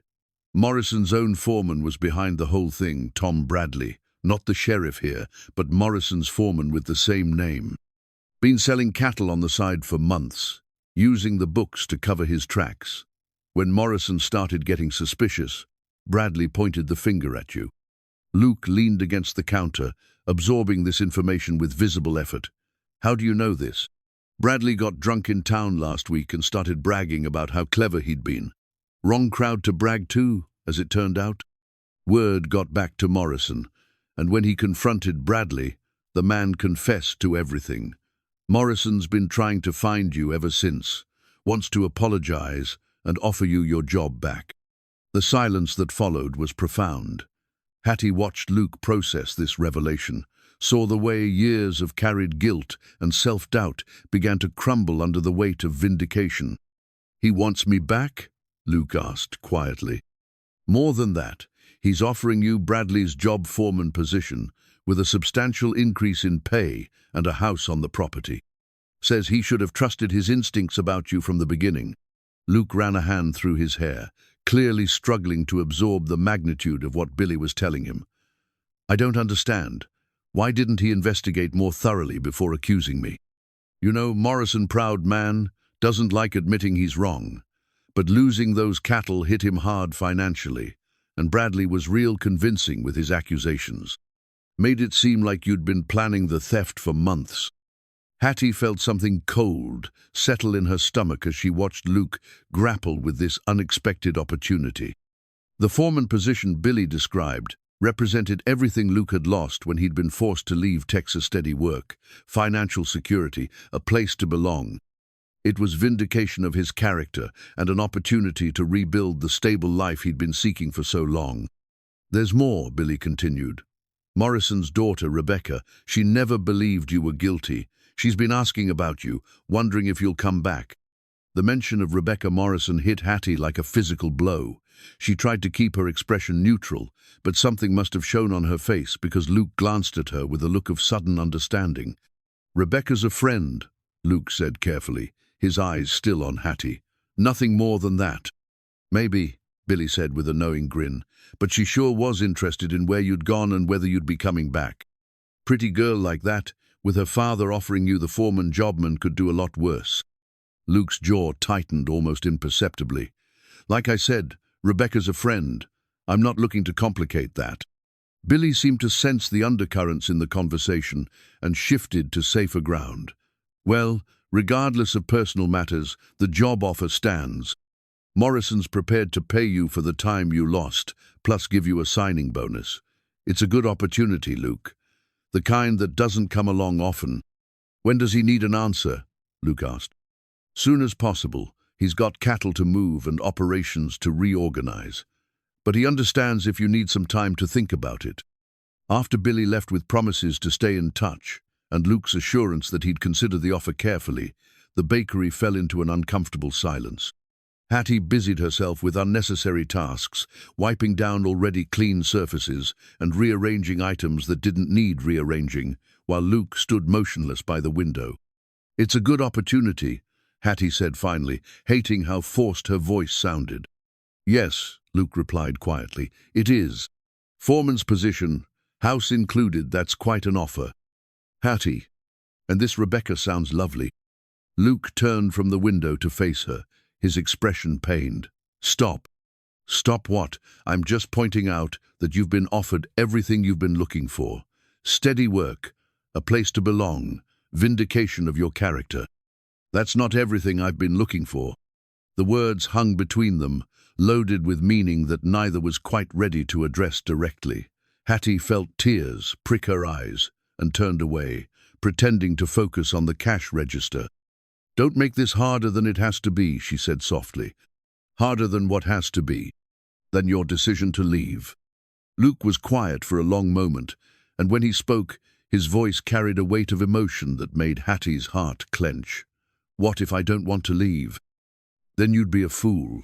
The words came out harsher than she'd intended, driven by the need to protect herself from hope that felt too dangerous to embrace. "You'd be a fool to turn down that kind of opportunity for whatever this is." "This," Luke said, moving closer, "is the first place I've felt at home since Sarah died. This is waking up each morning with something to look forward to, going to sleep each night feeling like I've contributed something worthwhile to the world. This is finding someone who sees me as more than just my past or my mistakes. Luke, this is falling in love with a woman who's strong enough to take care of herself, but generous enough to let me help anyway." The words hit Hattie like a physical blow, stealing her breath and making her knees weak. She gripped the edge of the counter for support, afraid to look at him, afraid to believe what she'd heard. "Don't," she whispered. Don't what? Don't tell you how I feel? Don't admit that these past few weeks have been the happiest I've been in years? Don't make promises you can't keep. Luke moved around the counter until he was standing directly in front of her, close enough that she could feel the warmth radiating from his body. Look at me, Hattie. Reluctantly, she raised her eyes to meet his and saw there an intensity that took her breath away. I'm not making promises I can't keep, he said quietly. I'm trying to figure out how to keep the ones I want to make. That evening, Luke sat alone in the barn, turning over a worn sheriff's badge in his handsaw piece of his past. He'd kept hidden, even from Hattie. The metal was tarnished with age and regret, but the weight of it remained as heavy as the day he'd removed it from his chest and walked away from everything he'd once believed in. The badge had belonged to his father and his grandfather, before that 3 generations of lawmen who'd served their communities with honor and integrity. Luke had worn it for nearly 10 years, following in the family tradition, believing he was making a difference in the world. Then came the night that changed everything, the night that sent him running from his badge, his responsibilities, and ultimately from Sarah. He'd never told anyone the complete truth about why he'd left law enforcement, not even his wife. The official story was that he'd grown tired of the danger, wanted to focus on his woodworking and building a quiet life with Sarah. But the real reason lay in the weight of the badge in his hands and the memory of a split-second decision that had cost an innocent man his life. It had been a routine arrest that went wrong, suspected cattle thief who'd panicked and reached for what Luke thought was a gun. The shooting had been ruled justified, the man's death deemed an unfortunate but understandable result of his own poor choices. But Luke knew the truth. The man had been reaching for a letter, not a weapon, a letter from his sick daughter begging him to come home. The guilt had eaten at Luke for months, destroying his confidence and his faith in his own judgment. Every time he'd strapped on the badge, he'd felt the weight of that unnecessary death. When he'd finally told Sarah he was leaving law enforcement, she'd supported his decision without question, believing his explanation about wanting a simpler life. But leaving the badge behind hadn't freed him from the guilt. If anything, it had made everything worse. The woodworking shop Sarah had encouraged him to pursue had become a refuge from his demons, but it had also kept him away from home too many nights, working late to avoid the nightmares that came when he tried to sleep. The night Sarah died, he'd been at the shop finishing a commission that could have waited until morning. If he'd been home, if he'd been the husband she deserved, instead of a man hiding from his past maybe, he could have saved her. Maybe they'd both still be alive and happy and building the future they'd planned together. Now, sitting in Hattie's barn with Billy Carpenter's news echoing in his mind, Luke found himself facing the same kind of decision that had driven him from Texas stay and risk bringing his past to bear on someone he cared about, or leave and protect them from the consequences of his presence. Morrison's offer was generous beyond anything he'd expected. Foreman of one of the largest ranches in Texas, a house of his own, financial security he hadn't known in years. It was everything he'd thought he wanted when he'd first started drifting from place to place. But that was before Hattie. Before morning coffee shared in comfortable silence and evening conversations that stretched late into the night. Before discovering that he could make someone smile just by carving them measuring spoons, or that the sound of her laughter could chase away demons that had haunted him for years. Before falling in love with a woman who saw past his carefully constructed walls to the man he was trying to become. The barn door creaked open, and Hattie stepped inside, a steaming cup of coffee in her hands and a carefully neutral expression on her face. "Thought you might be cold out here," she said, holding out the cup. Luke accepted the coffee gratefully, noting the way she avoided looking directly at him. "Thank you." Hattie settled onto a nearby crate, maintaining a careful distance between them. "Have you decided what you're going to tell Morrison?" "Still thinking." "It's a good offer." "So, you've mentioned..." They sat in silence for a while, each lost in their own thoughts. Finally, Hattie spoke again, her voice carefully controlled. "Tell me about Rebecca Morrison." Luke nearly choked on his coffee. "What?" "Billy mentioned her, said she'd been asking about you. That she's pretty. I just wondered. There's nothing to wonder about, Luke interrupted. Rebecca is Morrison's daughter, barely 23 years old, and about as interested in me as she would be in her own father. But she defended you when you were accused. Because she's a good person who doesn't like seeing innocent people blamed for things they didn't do, that's all. Hattie nodded, but Luke could see the doubt in her eyes, the way she was already building walls to protect herself from what she saw as inevitable disappointment. Hattie, he said gently, look at me. Reluctantly, she raised her eyes to meet his. There is no other woman. There's only you. For now. For as long as you'll have me. Hattie's composure cracked slightly, revealing the vulnerability she'd been trying so hard to hide. Luke, you've been offered a chance to reclaim your life. A real life, with security and purpose, and I have purpose here. Fixing my porch and chopping my firewood. Taking care of someone I love. Building something real with someone who matters. The words hung in the air between them, and Luke saw the moment when Hattie's carefully constructed defenses finally crumbled. Tears spilled down her cheeks, and she pressed her hands to her face as if she could somehow hold back the emotion threatening to overwhelm her. I'm 40 years old, she whispered. 40 years old, and set in my ways and probably too stubborn for my own good. I run a small bakery in a town most people have never heard of, and I've never been anywhere or done anything particularly exciting. What could I possibly offer someone like you? Luke set down his coffee and moved to kneel in front of her, gently pulling her hands away from her face so he could look into her eyes. You offer me peace, he said softly. You offer me a place where I can be myself without pretending to be someone I'm not. You offer me the chance to wake up each morning knowing that I matter to someone, that my presence makes a difference in your life, the way yours makes a difference in mine. Luke, you offer me love, Hattie. The kind of love that's patient and steady and real, the kind Sarah would have wanted me to find again. Hattie searched his face, looking for signs of doubt or uncertainty. You're sure? Even knowing that staying here means giving up everything Morrison is offering? Luke reached into his pocket and pulled out the sheriff's badge, holding it so she could see the tarnished star and the weight of history it carried. This belonged to my father, he said quietly, and his father before him. I wore it for 10 years, believing I was carrying on a family tradition of service and honor. Hattie looked at the badge with curiosity rather than surprise, as if she'd suspected there were depths to Luke's past that he hadn't yet revealed. What happened? She asked gently. I killed a man who didn't deserve to die, Luke said simply. Shot him because I thought he was reaching for a gun, but he was reaching for a letter from his daughter. The shooting was ruled justified, but I knew better. I knew I'd acted out of fear instead of judgment, and I couldn't live with that knowledge. So, you left law enforcement. I ran from it, gave up the badge, gave up everything I'd believed about myself, and tried to build a new life with Sarah. But the guilt followed me. Kept me away from home too many nights, working late to avoid the nightmares.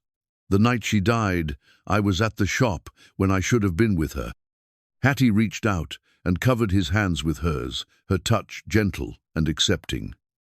You can't blame yourself for a faulty chimney, Luke. I've spent 3 years trying to convince myself of that. 3 years running from place to place, never staying long enough to build anything real because I didn't believe I deserved it. Luke's voice grew stronger as he continued. But you changed that. You made me believe that maybe I'm worth more than my worst mistake, that maybe I can build something good despite the things I've done wrong. You are worth more than your mistakes, Hattie said firmly. You're worth everything good that life has to offer. Luke lifted the badge between them, its surface catching the lamplight. Morrison's offer represents everything I thought. I wanted a chance to prove myself again, to rebuild the life I lost. But staying here with you represents everything I actually need: peace, purpose, and the kind of love that makes a man better than he was before. With deliberate ceremony, Luke stood and walked to the small forge he'd set up in one corner of the barn. He lit the fire and waited for it to reach the proper temperature, then placed the badge in the flames and watched as the metal began to glow. What are you doing? Hattie asked, moving to stand beside him. Making a choice, Luke replied, and making sure I can't change my mind. As the badge melted down, destroying the last physical connection to his past as a lawman, Luke felt a weight lift from his shoulders that he'd been carrying for years. The guilt would always be part of him, but it no longer had to define him. "I love you, Hattie Lane," he said, watching the flames consume the symbol of everything he was leaving behind. "I love your strength and your kindness and the way you make the ordinary feel extraordinary. I love the life we're building together, one day at a time, one conversation at a time." Hattie moved closer, slipping her arms around his waist and resting her head against his chest. "I love you too," she whispered. "More than I thought possible, more than I knew I still could." They stood together in the warm glow of the forge, watching the last remnants of Luke's old life melt away and imagining the future they would build from what remained. Outside, the wind continued to blow cold across the Kansas plains. But inside the barn, two people who had thought their chances at love had passed them by discovered that the heart knows no seasons, recognizes no deadlines, and offers its gifts when they are most needed rather than when they are most expected.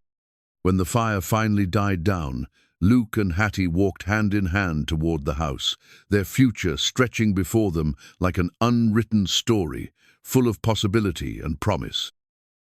3 days after Luke's decision to stay, Hattie woke to the sound of horses approaching at a hard gallop. Dawn was still an hour away, and the urgent rhythm of hoofbeats in the pre-dawn darkness sent a chill of foreboding through her chest. She dressed quickly and stepped onto her porch just as Sheriff Tom Bradley dismounted near her front gate, his face grim in the lamplight. "Tom, what's wrong?" "Hattie, I need to speak with Luke. Is he here?" Before she could answer, Luke emerged from the barn, fully dressed and alert despite the early hour. His expression was calm, but Hattie noticed the way his hands hung loose at his sides, ready for whatever trouble the night had brought. "Sheriff," Luke said evenly, "what can I do for you?" Tom reached into his saddlebag and pulled out a folded paper, his movements reluctant and apologetic. "Luke, I'm sorry, but I've got a federal warrant here for your arrest." The words hit Hattie like a physical blow, stealing her breath and making her knees weak. She gripped the porch railing for support, watching as Luke's face went perfectly still. "What's the charge?" Luke asked, his voice betraying no emotion.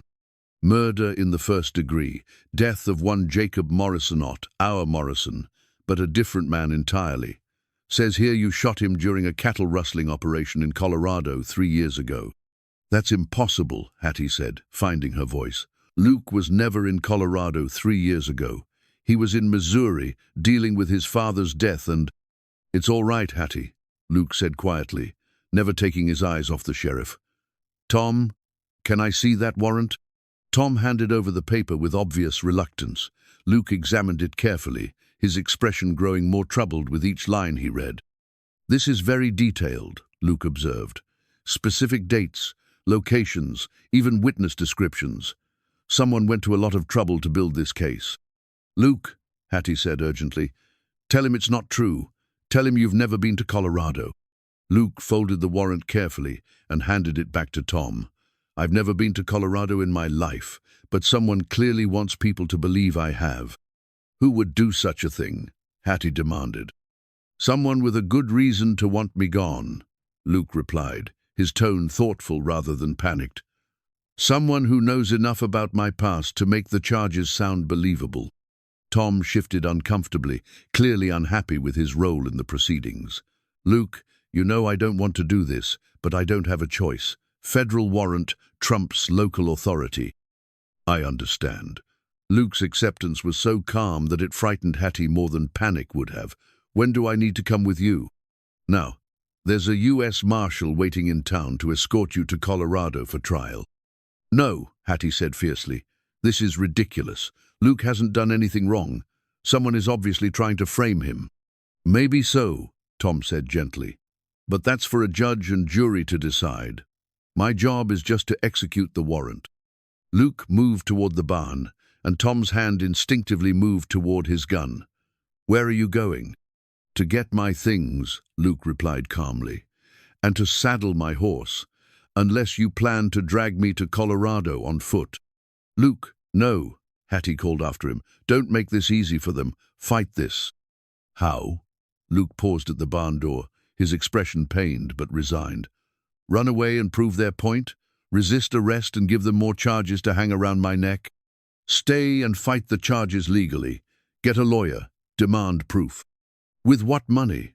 And while I'm sitting in a jail cell waiting for a trial that could take months or even years?" Luke shook his head sadly. "No, Hattie. Sometimes the only way to win is to face the accusations head-on and trust that the truth will come out." As Luke disappeared into the barn, Hattie turned to Tom with desperation in her eyes. "Tom, you know him. You've seen how he conducts himself, how he works, how he treats people. Does he seem like a murderer to you?" "No," Tom admitted quietly. "He doesn't. But that warrant is legitimate, Hattie. Signed by a federal judge and backed by testimony from multiple witnesses. Someone builds a case that thorough, there's usually fire behind the smoke. Or someone very clever is pulling strings to make it look that way." Luke emerged from the barn, leading his saddled horse, a small bundle of possessions tied behind the saddle. He walked directly to Hattie, ignoring Tom's watchful presence. "I need you to listen to me very carefully," he said, taking her hands in his. "This isn't over. Someone is trying very hard to remove me from your life, which means they see our relationship as a threat. You need to be careful. Watch for strangers asking questions. Pay attention to anyone who seems too interested in your daily routine. Luke, I don't care about my safety. I care about yours. And I care about both." Luke's voice was urgent now, driven by the need to protect her, even as he was being taken away. "Promise me you'll be careful. Promise me you won't try to investigate this yourself." "I can't promise that." "Then promise me you'll talk to Doc Peterson or Reverend Matthews before you do anything drastic. Promise me you won't face whatever this is alone." Hattie wanted to argue, wanted to refuse to let him be taken without a fight, but she could see the fear for her safety in his eyes. "I promise." Luke pulled her close, holding her tightly against his chest. "I love you," he whispered into her hair. "Whatever happens, whatever you hear about me, remember that I love you, and I've never lied to you about anything that matters." "This is all wrong," Hattie said, tears streaming down her face.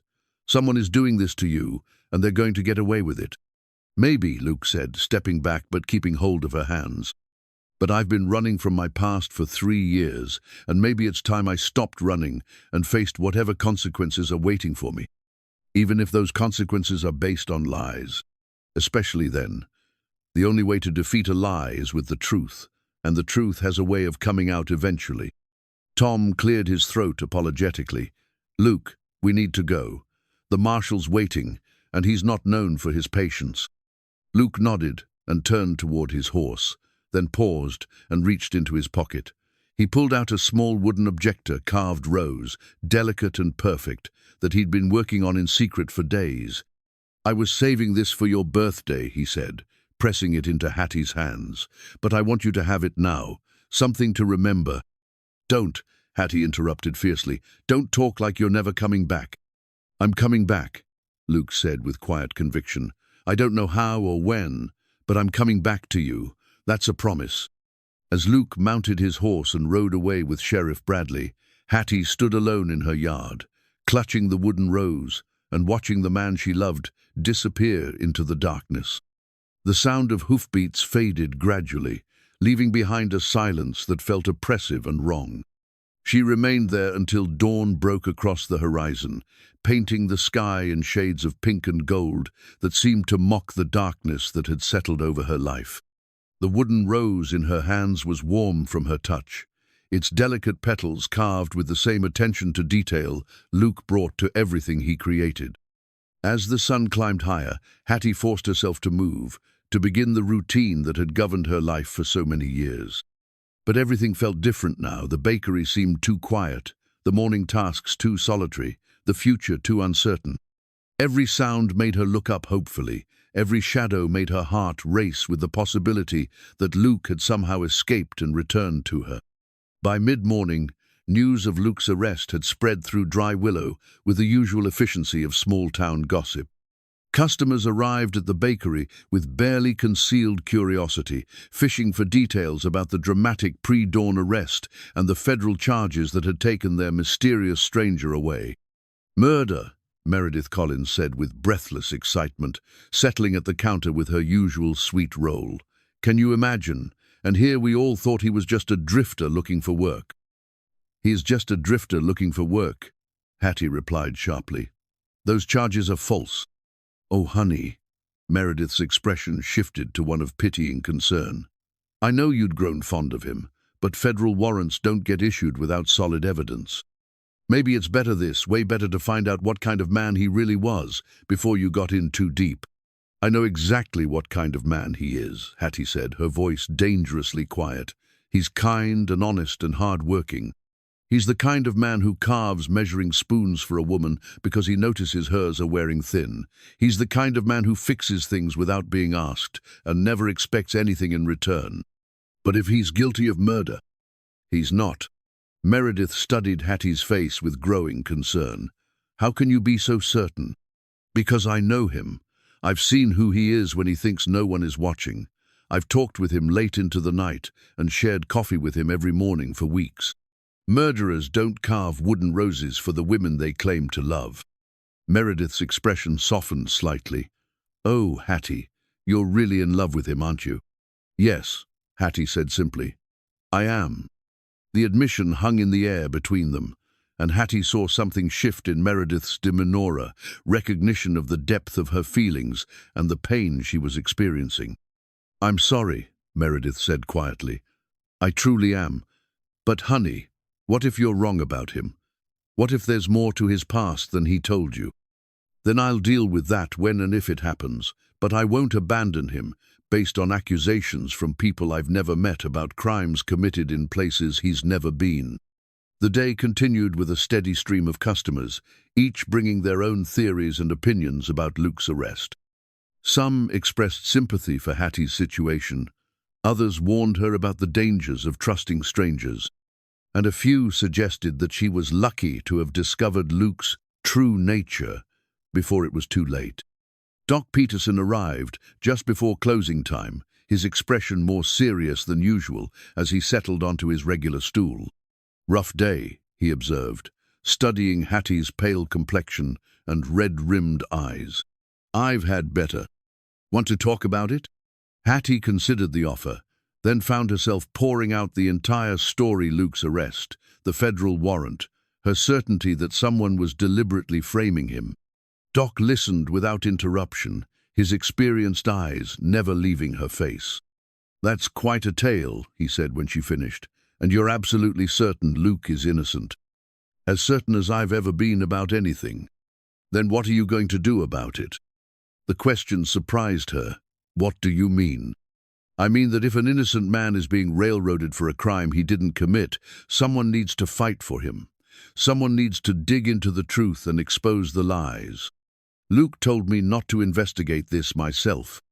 Luke's in jail facing murder charges. His opinion on the matter is somewhat compromised by his current circumstances." Hattie stared at Doc, recognizing the challenge in his words. "You think I should try to help him?"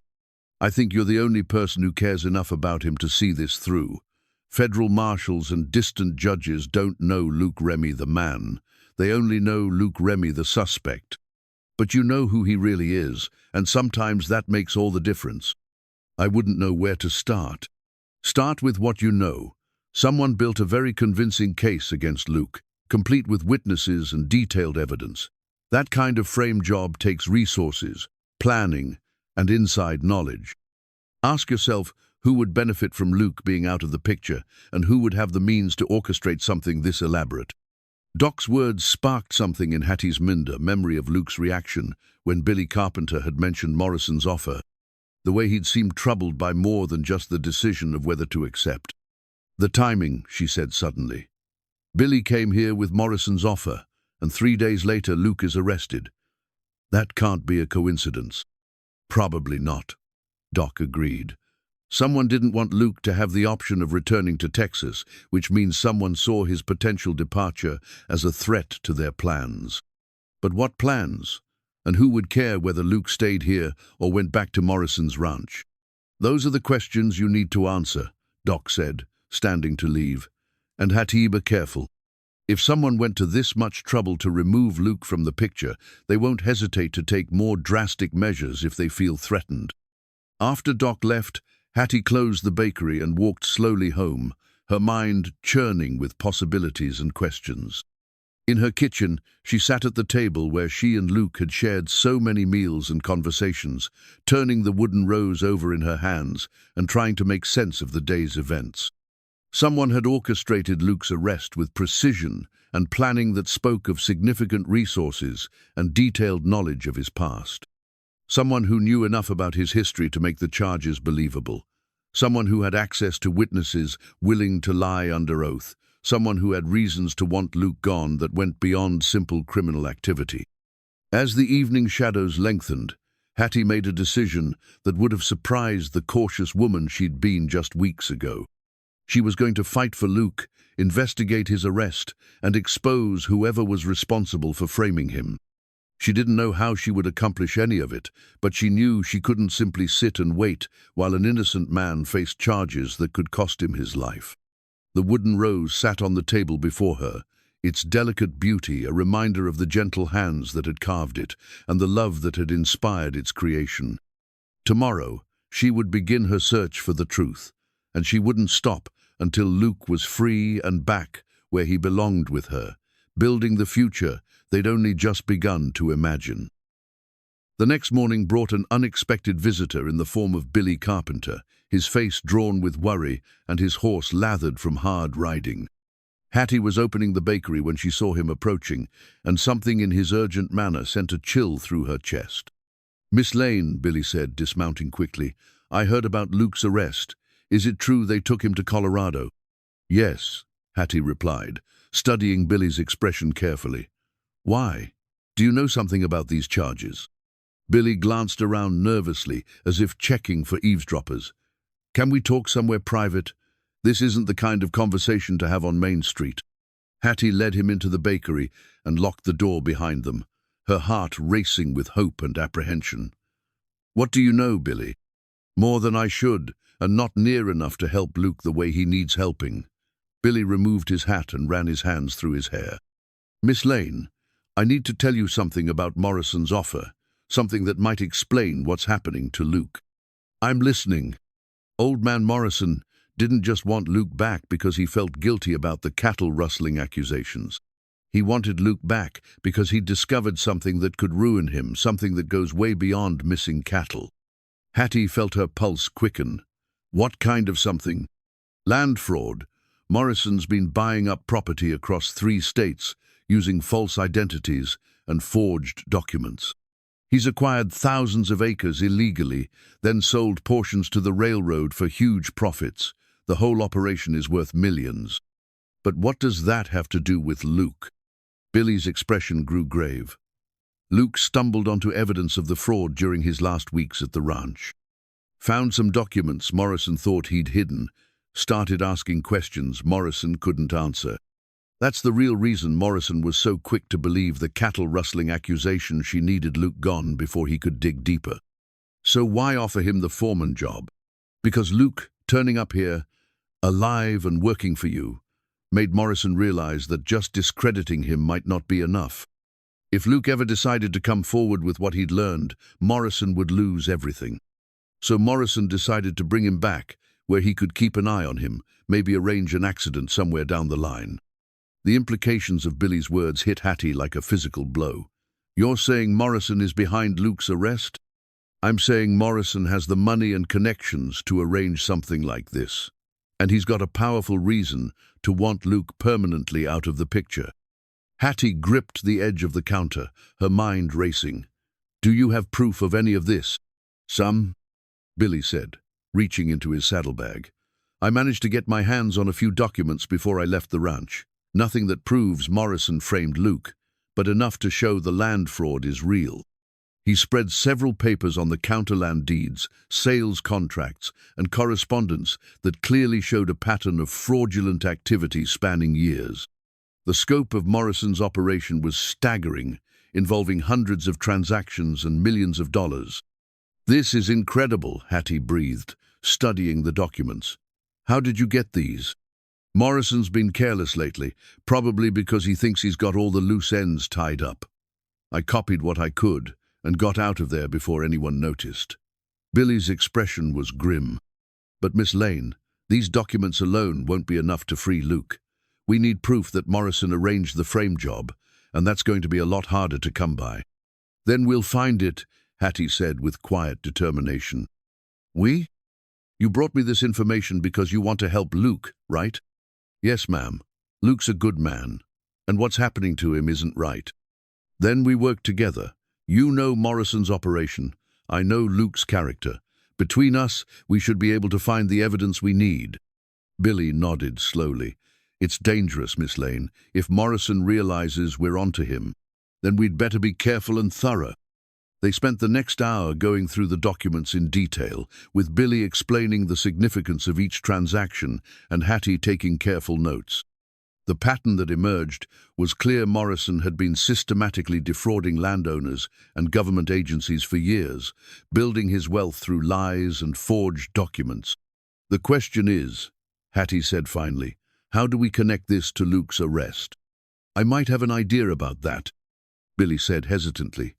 "There's a man named Tom Bradley, not your sheriff, but Morrison's former foreman. He's the one who actually orchestrated the cattle rustling and blamed Luke for it. You mentioned him before. What I didn't mention is that Bradley disappeared right after confessing to Morrison, just vanished one night, left all his belongings behind. Morrison claimed he'd run off out of shame, but I'm starting to think there might be more to it." "You think Morrison killed him?"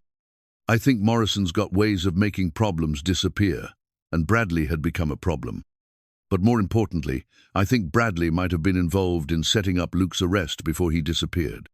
Hattie felt a chill run down her spine. "How?" "Bradley knew Luke well enough to provide convincing details for the frame job. He knew Luke's background, his mannerisms, enough personal information to make the witness's testimony believable. And Bradley had connections in Colorado from his time working cattle drives people who might be willing to lie for the right price." "So you think Morrison had Bradley set up the frame job, then killed him to eliminate the only witness who could tie Morrison to the conspiracy?" "It's possible. And if we could prove it, we'd have Morrison for murder as well as fraud, and Luke would be cleared of all charges." Billy nodded grimly.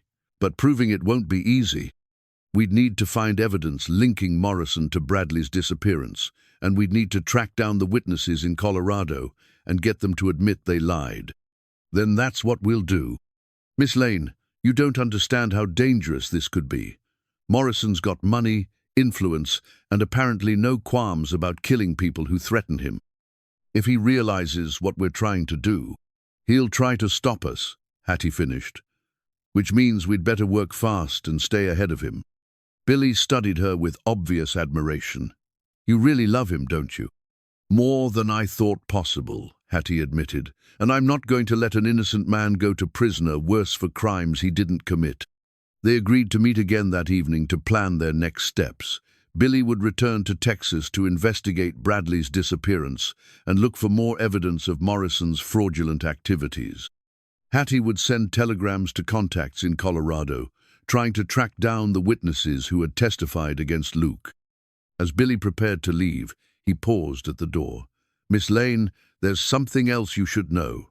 Morrison mentioned that he'd heard Luke was staying with a woman in Kansas. He seemed very interested in who you were and what your relationship with Luke might be." "Meaning?" "Meaning you might already be on Morrison's radar. If he sees you as a threat, then I'll deal with that when it happens," Hattie said firmly. "Right now, my focus is on clearing Luke's name and exposing Morrison for what he really is." After Billy left, Hattie spent the rest of the morning composing telegrams to various officials in Colorado, carefully wording her inquiries to avoid arousing suspicion while seeking information about the witnesses and the supposed crime Luke was accused of committing. At noon, she closed the bakery and walked to the telegraph office, her heart pounding with nervous energy. She was about to take the first concrete step in her investigation, and there would be no turning back once she sent the messages. As she handed the telegrams to the operator, Hattie noticed a man she didn't recognize standing near the back of the office, apparently reading notices on the bulletin board, but actually positioned where he could overhear conversations at the telegraph window. Something about his studied casualness made her uneasy, and she found herself wondering if Morrison's reach extended even to the small town of Dry Willow. Walking home, Hattie was acutely aware of being watched, though she couldn't identify the source of her unease. Every stranger on the street seemed potentially threatening. Every innocent conversation might be cover for surveillance. For the first time since Luke's arrest, she truly understood the danger she was placing herself in by investigating Morrison's activities. But as she sat in her kitchen that evening, looking at her grandmother's ring on her finger and remembering Luke's promise to return, Hattie knew she had no choice. Love had found her late in life, and she wasn't going to surrender it without a fight. Morrison might have money and influence, but he was about to discover that a determined woman with nothing left to lose could be the most dangerous opponent of all. The telegrams would bring responses within days, and those responses would either provide the ammunition she needed to free Luke or confirm that Morrison's conspiracy was too well constructed to be easily dismantled. Either way, Hattie Lane was committed to seeing this through to the end, whatever that end might bring.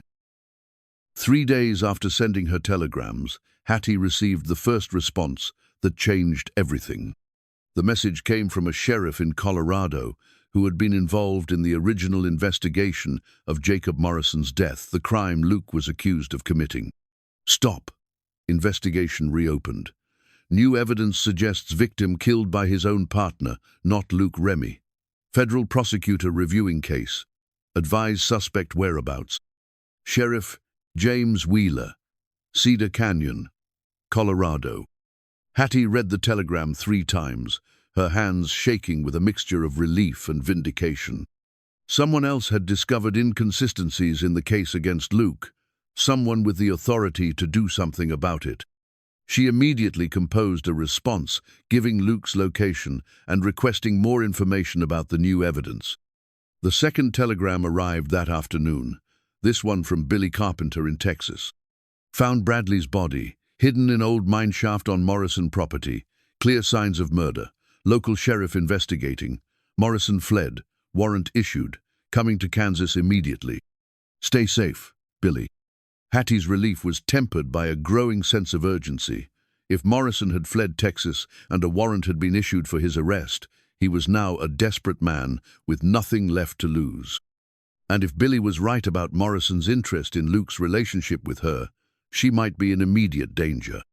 She was pondering her next move when Doc Peterson arrived at the bakery, his expression more serious than she'd ever seen it. "Hattie, we need to talk," he said, glancing around the empty shop before settling at the counter. "There are some things happening that you need to know about." "What kind of things?" "Strange men asking questions around town. 3 of them showed up yesterday, claiming to be cattle buyers looking for local ranchers. But they weren't asking about cattle, they were asking about you. About your routines, your living situation, whether you had any family or close friends who might be expected to visit." Hattie felt a chill settle in her stomach. Morrison's men? That would be my guess. And Hattie, they weren't just gathering information. One of them was asking about purchasing supplies rope, lanterns, tools.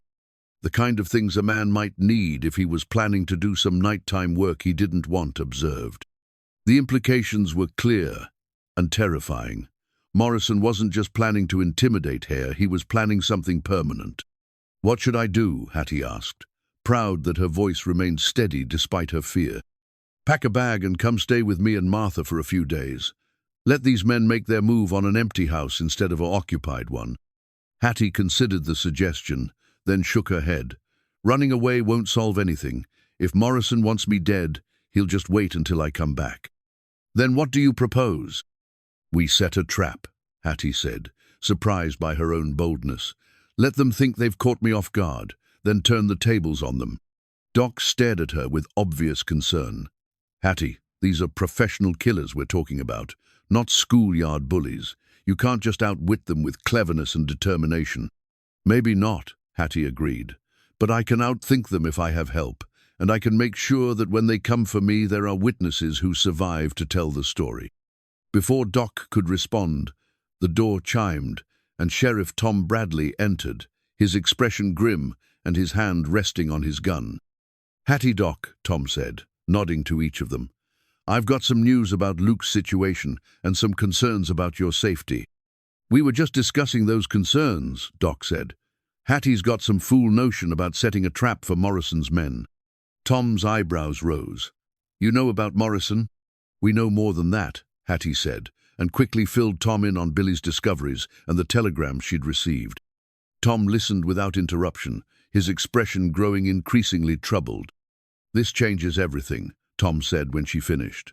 "If Morrison's responsible for framing Luke and killing his own foreman, then he's already committed murder to protect his secrets. Killing you would just be tying up loose ends. Which is why we need to act fast," Hattie insisted. "Every hour we wait gives Morrison more time to plan and prepare." "What exactly are you proposing?"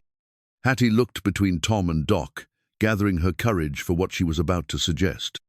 "I'm proposing we let Morrison's men think they've succeeded in killing me, while actually capturing them and forcing them to testify against Morrison." "How?" "We stage my death. Make it look like Morrison's men accomplished their mission, then arrest them when they try to report back to him." Tom shook his head immediately. "Too dangerous. Too many things could go wrong." "More dangerous than sitting here waiting for them to actually kill me?" "Hattie's got a point," Doc said reluctantly. "If Morrison's determined to eliminate her, passive defense might not be enough." Tom was quiet for a long moment, clearly weighing the risks and benefits of Hattie's proposal. Finally, he sighed and looked at her with grudging admiration. "All right," he said, "but we do this my way, with proper planning and backup, and if at any point I think the situation's getting out of control, we abort the operation and get you to safety." "Agreed," Hattie said immediately. "First things first, we need to know when and where Morrison's men plan to make their move. Doc, can you discreetly ask around town, see if anyone's noticed these strangers showing unusual interest in Hattie's property or routines?" "I can do that," Doc agreed. "Good. Hattie, I want you to maintain your normal schedule, but be extra careful about being alone, especially after dark. And if you see anything suspicious, anything at all, you come find me immediately."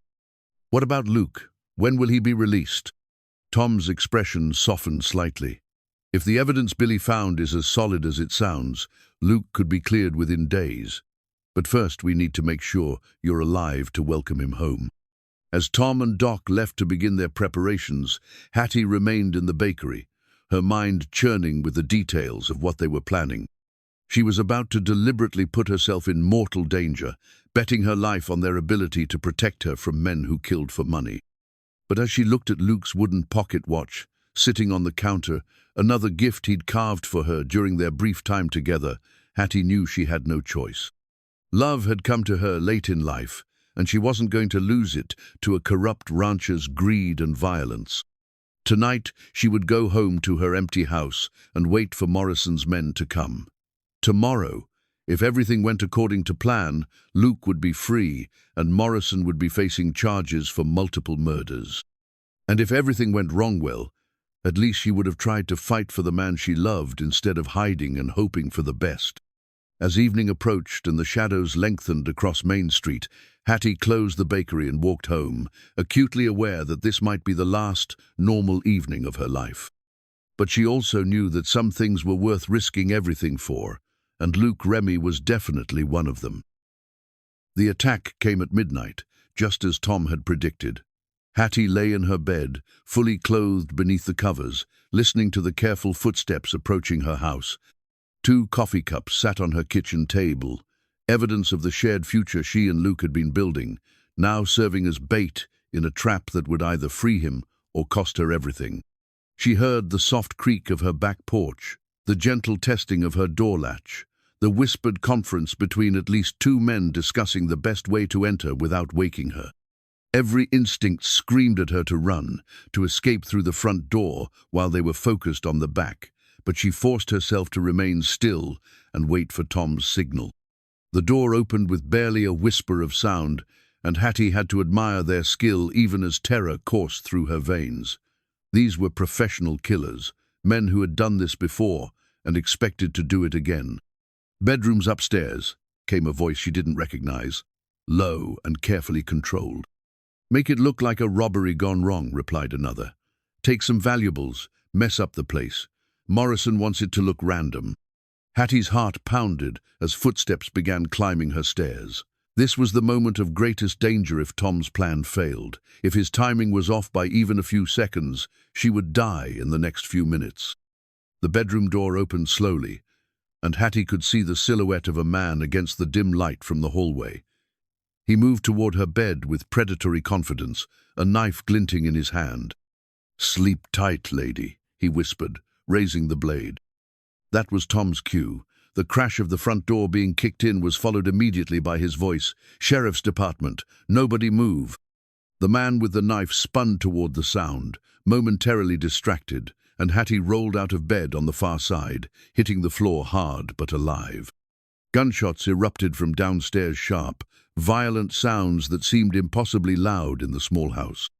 "She's up here," the man shouted, abandoning stealth for speed as he lunged around the bed toward Hattie. But Doc Peterson was already climbing through the bedroom window, moving with surprising agility for his age. His medical bag swung from his shoulder as he intercepted the killer, wrestling for control of the knife. "Run, Hattie!" Doc gasped, struggling with a man half his age but twice his desperation. Hattie grabbed the heavy ceramic pitcher from her washstand and brought it down hard on the attacker's head. The man crumpled, and Doc quickly secured his hands with medical bandages. "Nice work," Doc panted, grinning despite the circumstances. Downstairs, the gunfire had stopped, replaced by Tom's voice, reading rights to what sounded like multiple prisoners. Hattie and Doc made their way carefully down the stairs, stepping over overturned furniture and scattered belongings. Tom stood in her kitchen, his gun drawn but lowered, watching two men who sat on the floor with their hands cuffed behind their backs. A third man lay motionless near the back door, and Hattie tried not to look too closely at the dark stain spreading beneath him. "Everyone all right up there?" Tom called. "All fine," Doc replied. "Got one more for your collection." As Doc brought the unconscious attacker downstairs, Tom surveyed the scene with grim satisfaction. 3 men, just like you predicted. And they were real talkative before I read them. Their right seems Morrison promised them each $1,000 for making sure you never testified about Luke's innocence. They confessed? Not officially, but they said enough to confirm that Morrison sent them and that Luke's arrest was part of a deliberate frame job. Tom's expression was grim. "These boys are looking at federal charges for conspiracy and attempted murder. They'll be eager to cooperate once they realize Morrison's already been arrested in Texas." "Morrison's been arrested?" "Got word an hour ago. Billy Carpenter's evidence was enough for the local sheriff to charge him with Bradley's murder. Morrison tried to run, but they caught him at the Mexican border." Hattie sank into one of her kitchen chairs, suddenly overwhelmed by the magnitude of what had just happened. In the space of a few hours, her life had been threatened, defended, and completely transformed.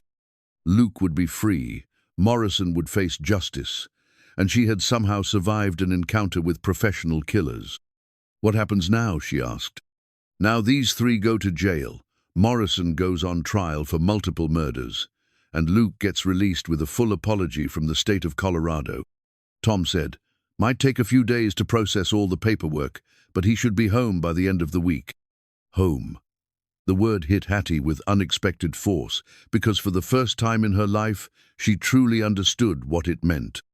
Home wasn't just a place, it was the person you shared it with, the life you built together, the love that made ordinary moments extraordinary. "Tom," she said quietly, "thank you. I know this was dangerous for all of you."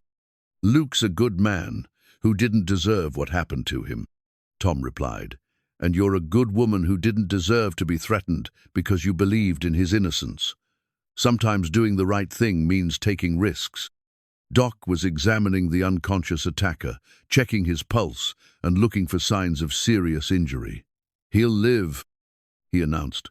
"Might have a headache for a week, but he'll live to stand trial."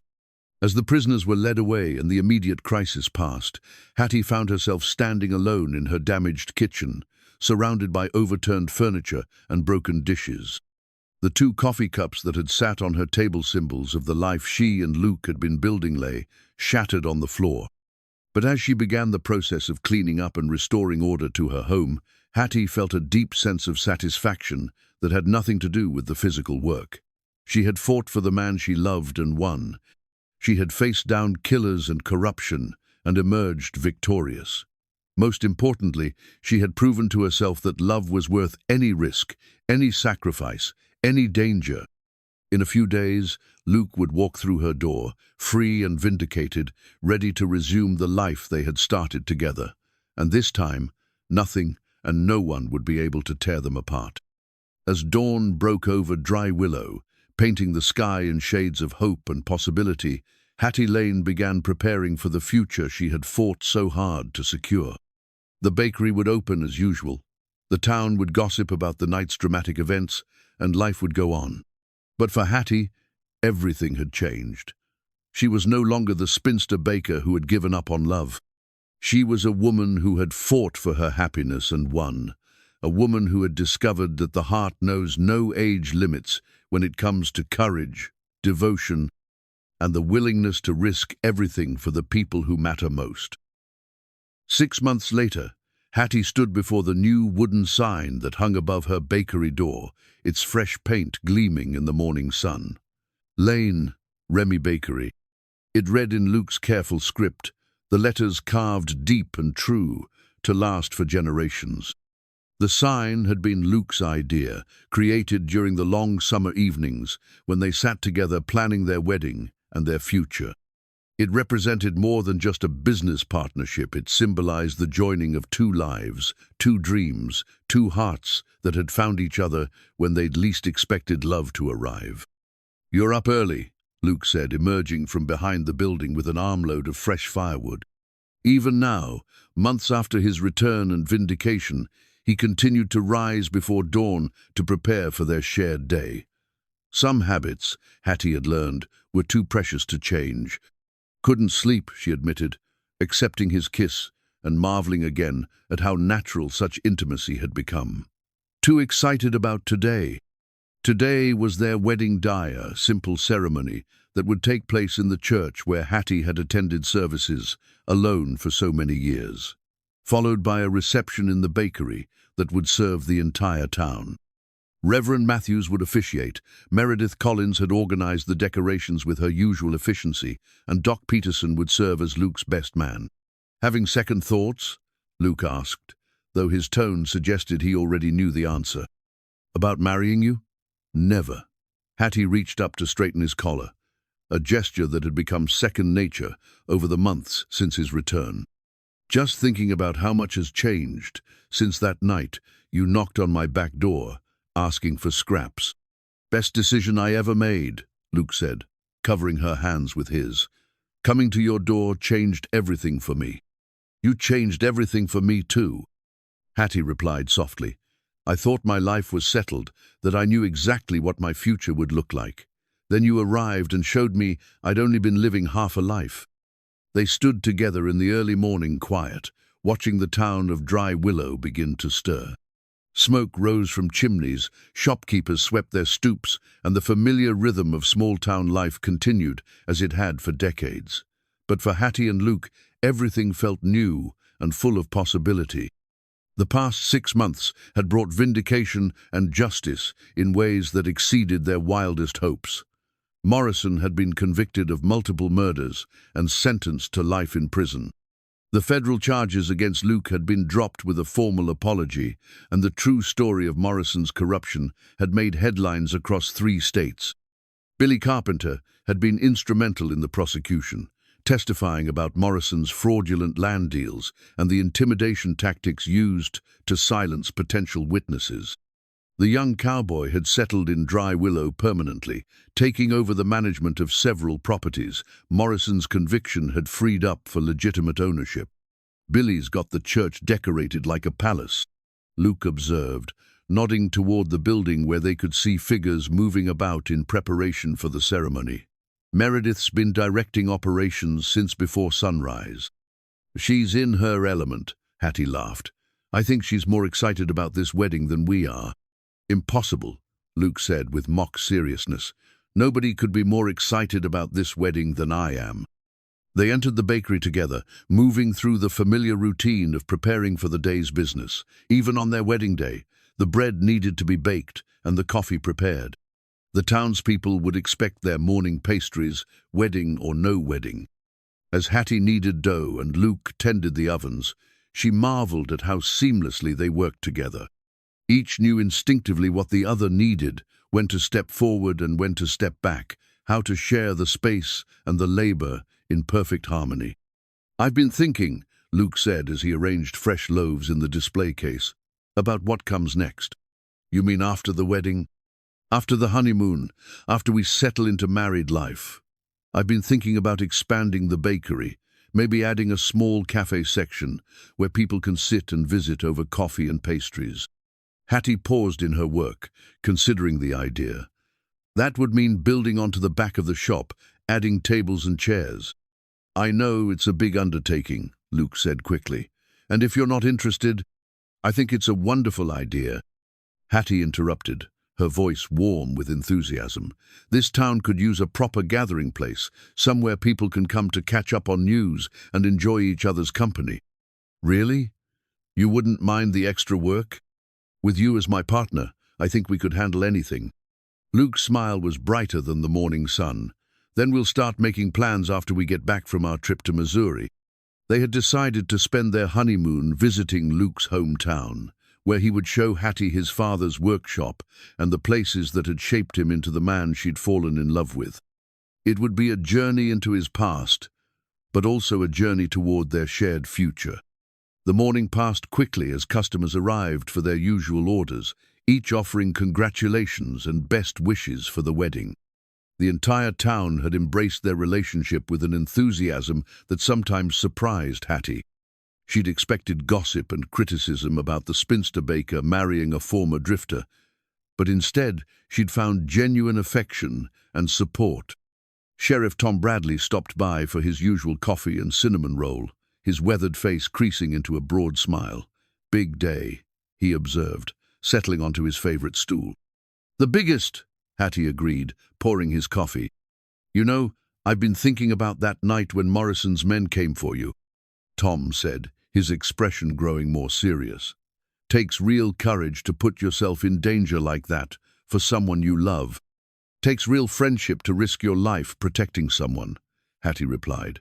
I'll never forget what you and Doc did for us. Just doing our jobs, Tom said gruffly, but Hattie could see he was pleased by her acknowledgement. Besides, this town's better with both of you in it. Doc Peterson arrived shortly after Tom left, his medical bag in one hand and a carefully wrapped package in the other. For the bride, he said, presenting the package with a formal bow that made Hattie laugh. Inside was a delicate silver bracelet, clearly old and precious. Doc, it's beautiful, but I can't accept. It belonged to my late wife, Doc said quietly. She would have wanted it to go to someone who understands the value of true love, someone who fought for it the way you fought for Luke. Hattie felt tears prick her eyes as she fastened the bracelet around her wrist. Thank you. I'll treasure it always. See that you do, and see that you treasure the man you're marrying today. Good men are rare, and men like Luke are rarer still.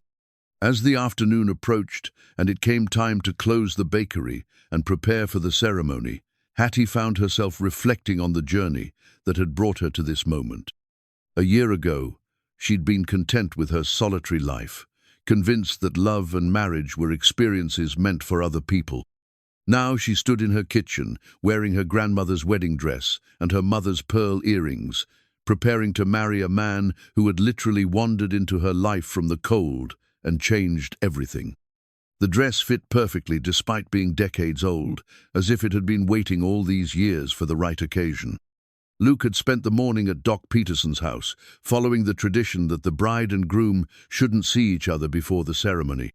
But as Hattie made her final preparations, she felt his presence as strongly as if he were standing beside her. The walk to the church took her past all the familiar landmarks of her life, the house where she'd been born, the shop where she'd learned her trade, the streets where she'd spent 40 years believing she knew exactly what her future held. But today, those same streets seemed to shimmer with new possibilities, new dreams, new hopes for the years ahead. The church was indeed decorated like a palace, with flowers and ribbons transforming the simple building into something magical. The pews were filled with faces Hattie had known all her life, customers who had become friends, neighbors who had become family, townspeople who had shared in her joy and supported her through her trials. As the music began and she walked down the aisle, Hattie's eyes found Luke waiting at the altar, handsome in his new suit and radiant with happiness. The sight of him, this man who had chosen to stay, who had fought to return to her, who had proven that love could indeed arrive when least expected, filled her heart to overflowing. The ceremony was simple and heartfelt, with vows they had written themselves, promising to share both the ordinary moments and the extraordinary adventures that lay ahead. When Reverend Matthews pronounced them husband and wife, the kiss they shared was witnessed by an entire community that had come to believe in the power of second chances and the possibility that true love knows no timeline. The reception that followed filled the bakery with laughter and music, with dancing and toasts, and the kind of celebration that marks not just the union of two people, but the affirmation of hope itself. As the evening wore on and the guests gradually departed, Hattie and Luke found themselves alone in the place where their love had first bloomed. "No regrets?" Luke asked, pulling her close for one last dance to music only they could hear. "Only one," Hattie replied, her arms around his neck and her heart full of contentment. "What's that?" "That it took us so long to find each other." Luke smiled and spun her gently around the space where they had shared so many conversations, so many meals, so many quiet moments of growing love. "Maybe we found each other exactly when we were supposed to. Maybe we both needed to become who we are before we could appreciate what we have." As they danced in the lamplight, surrounded by the tools and trappings of the trade that had brought them together, Hattie knew he was right.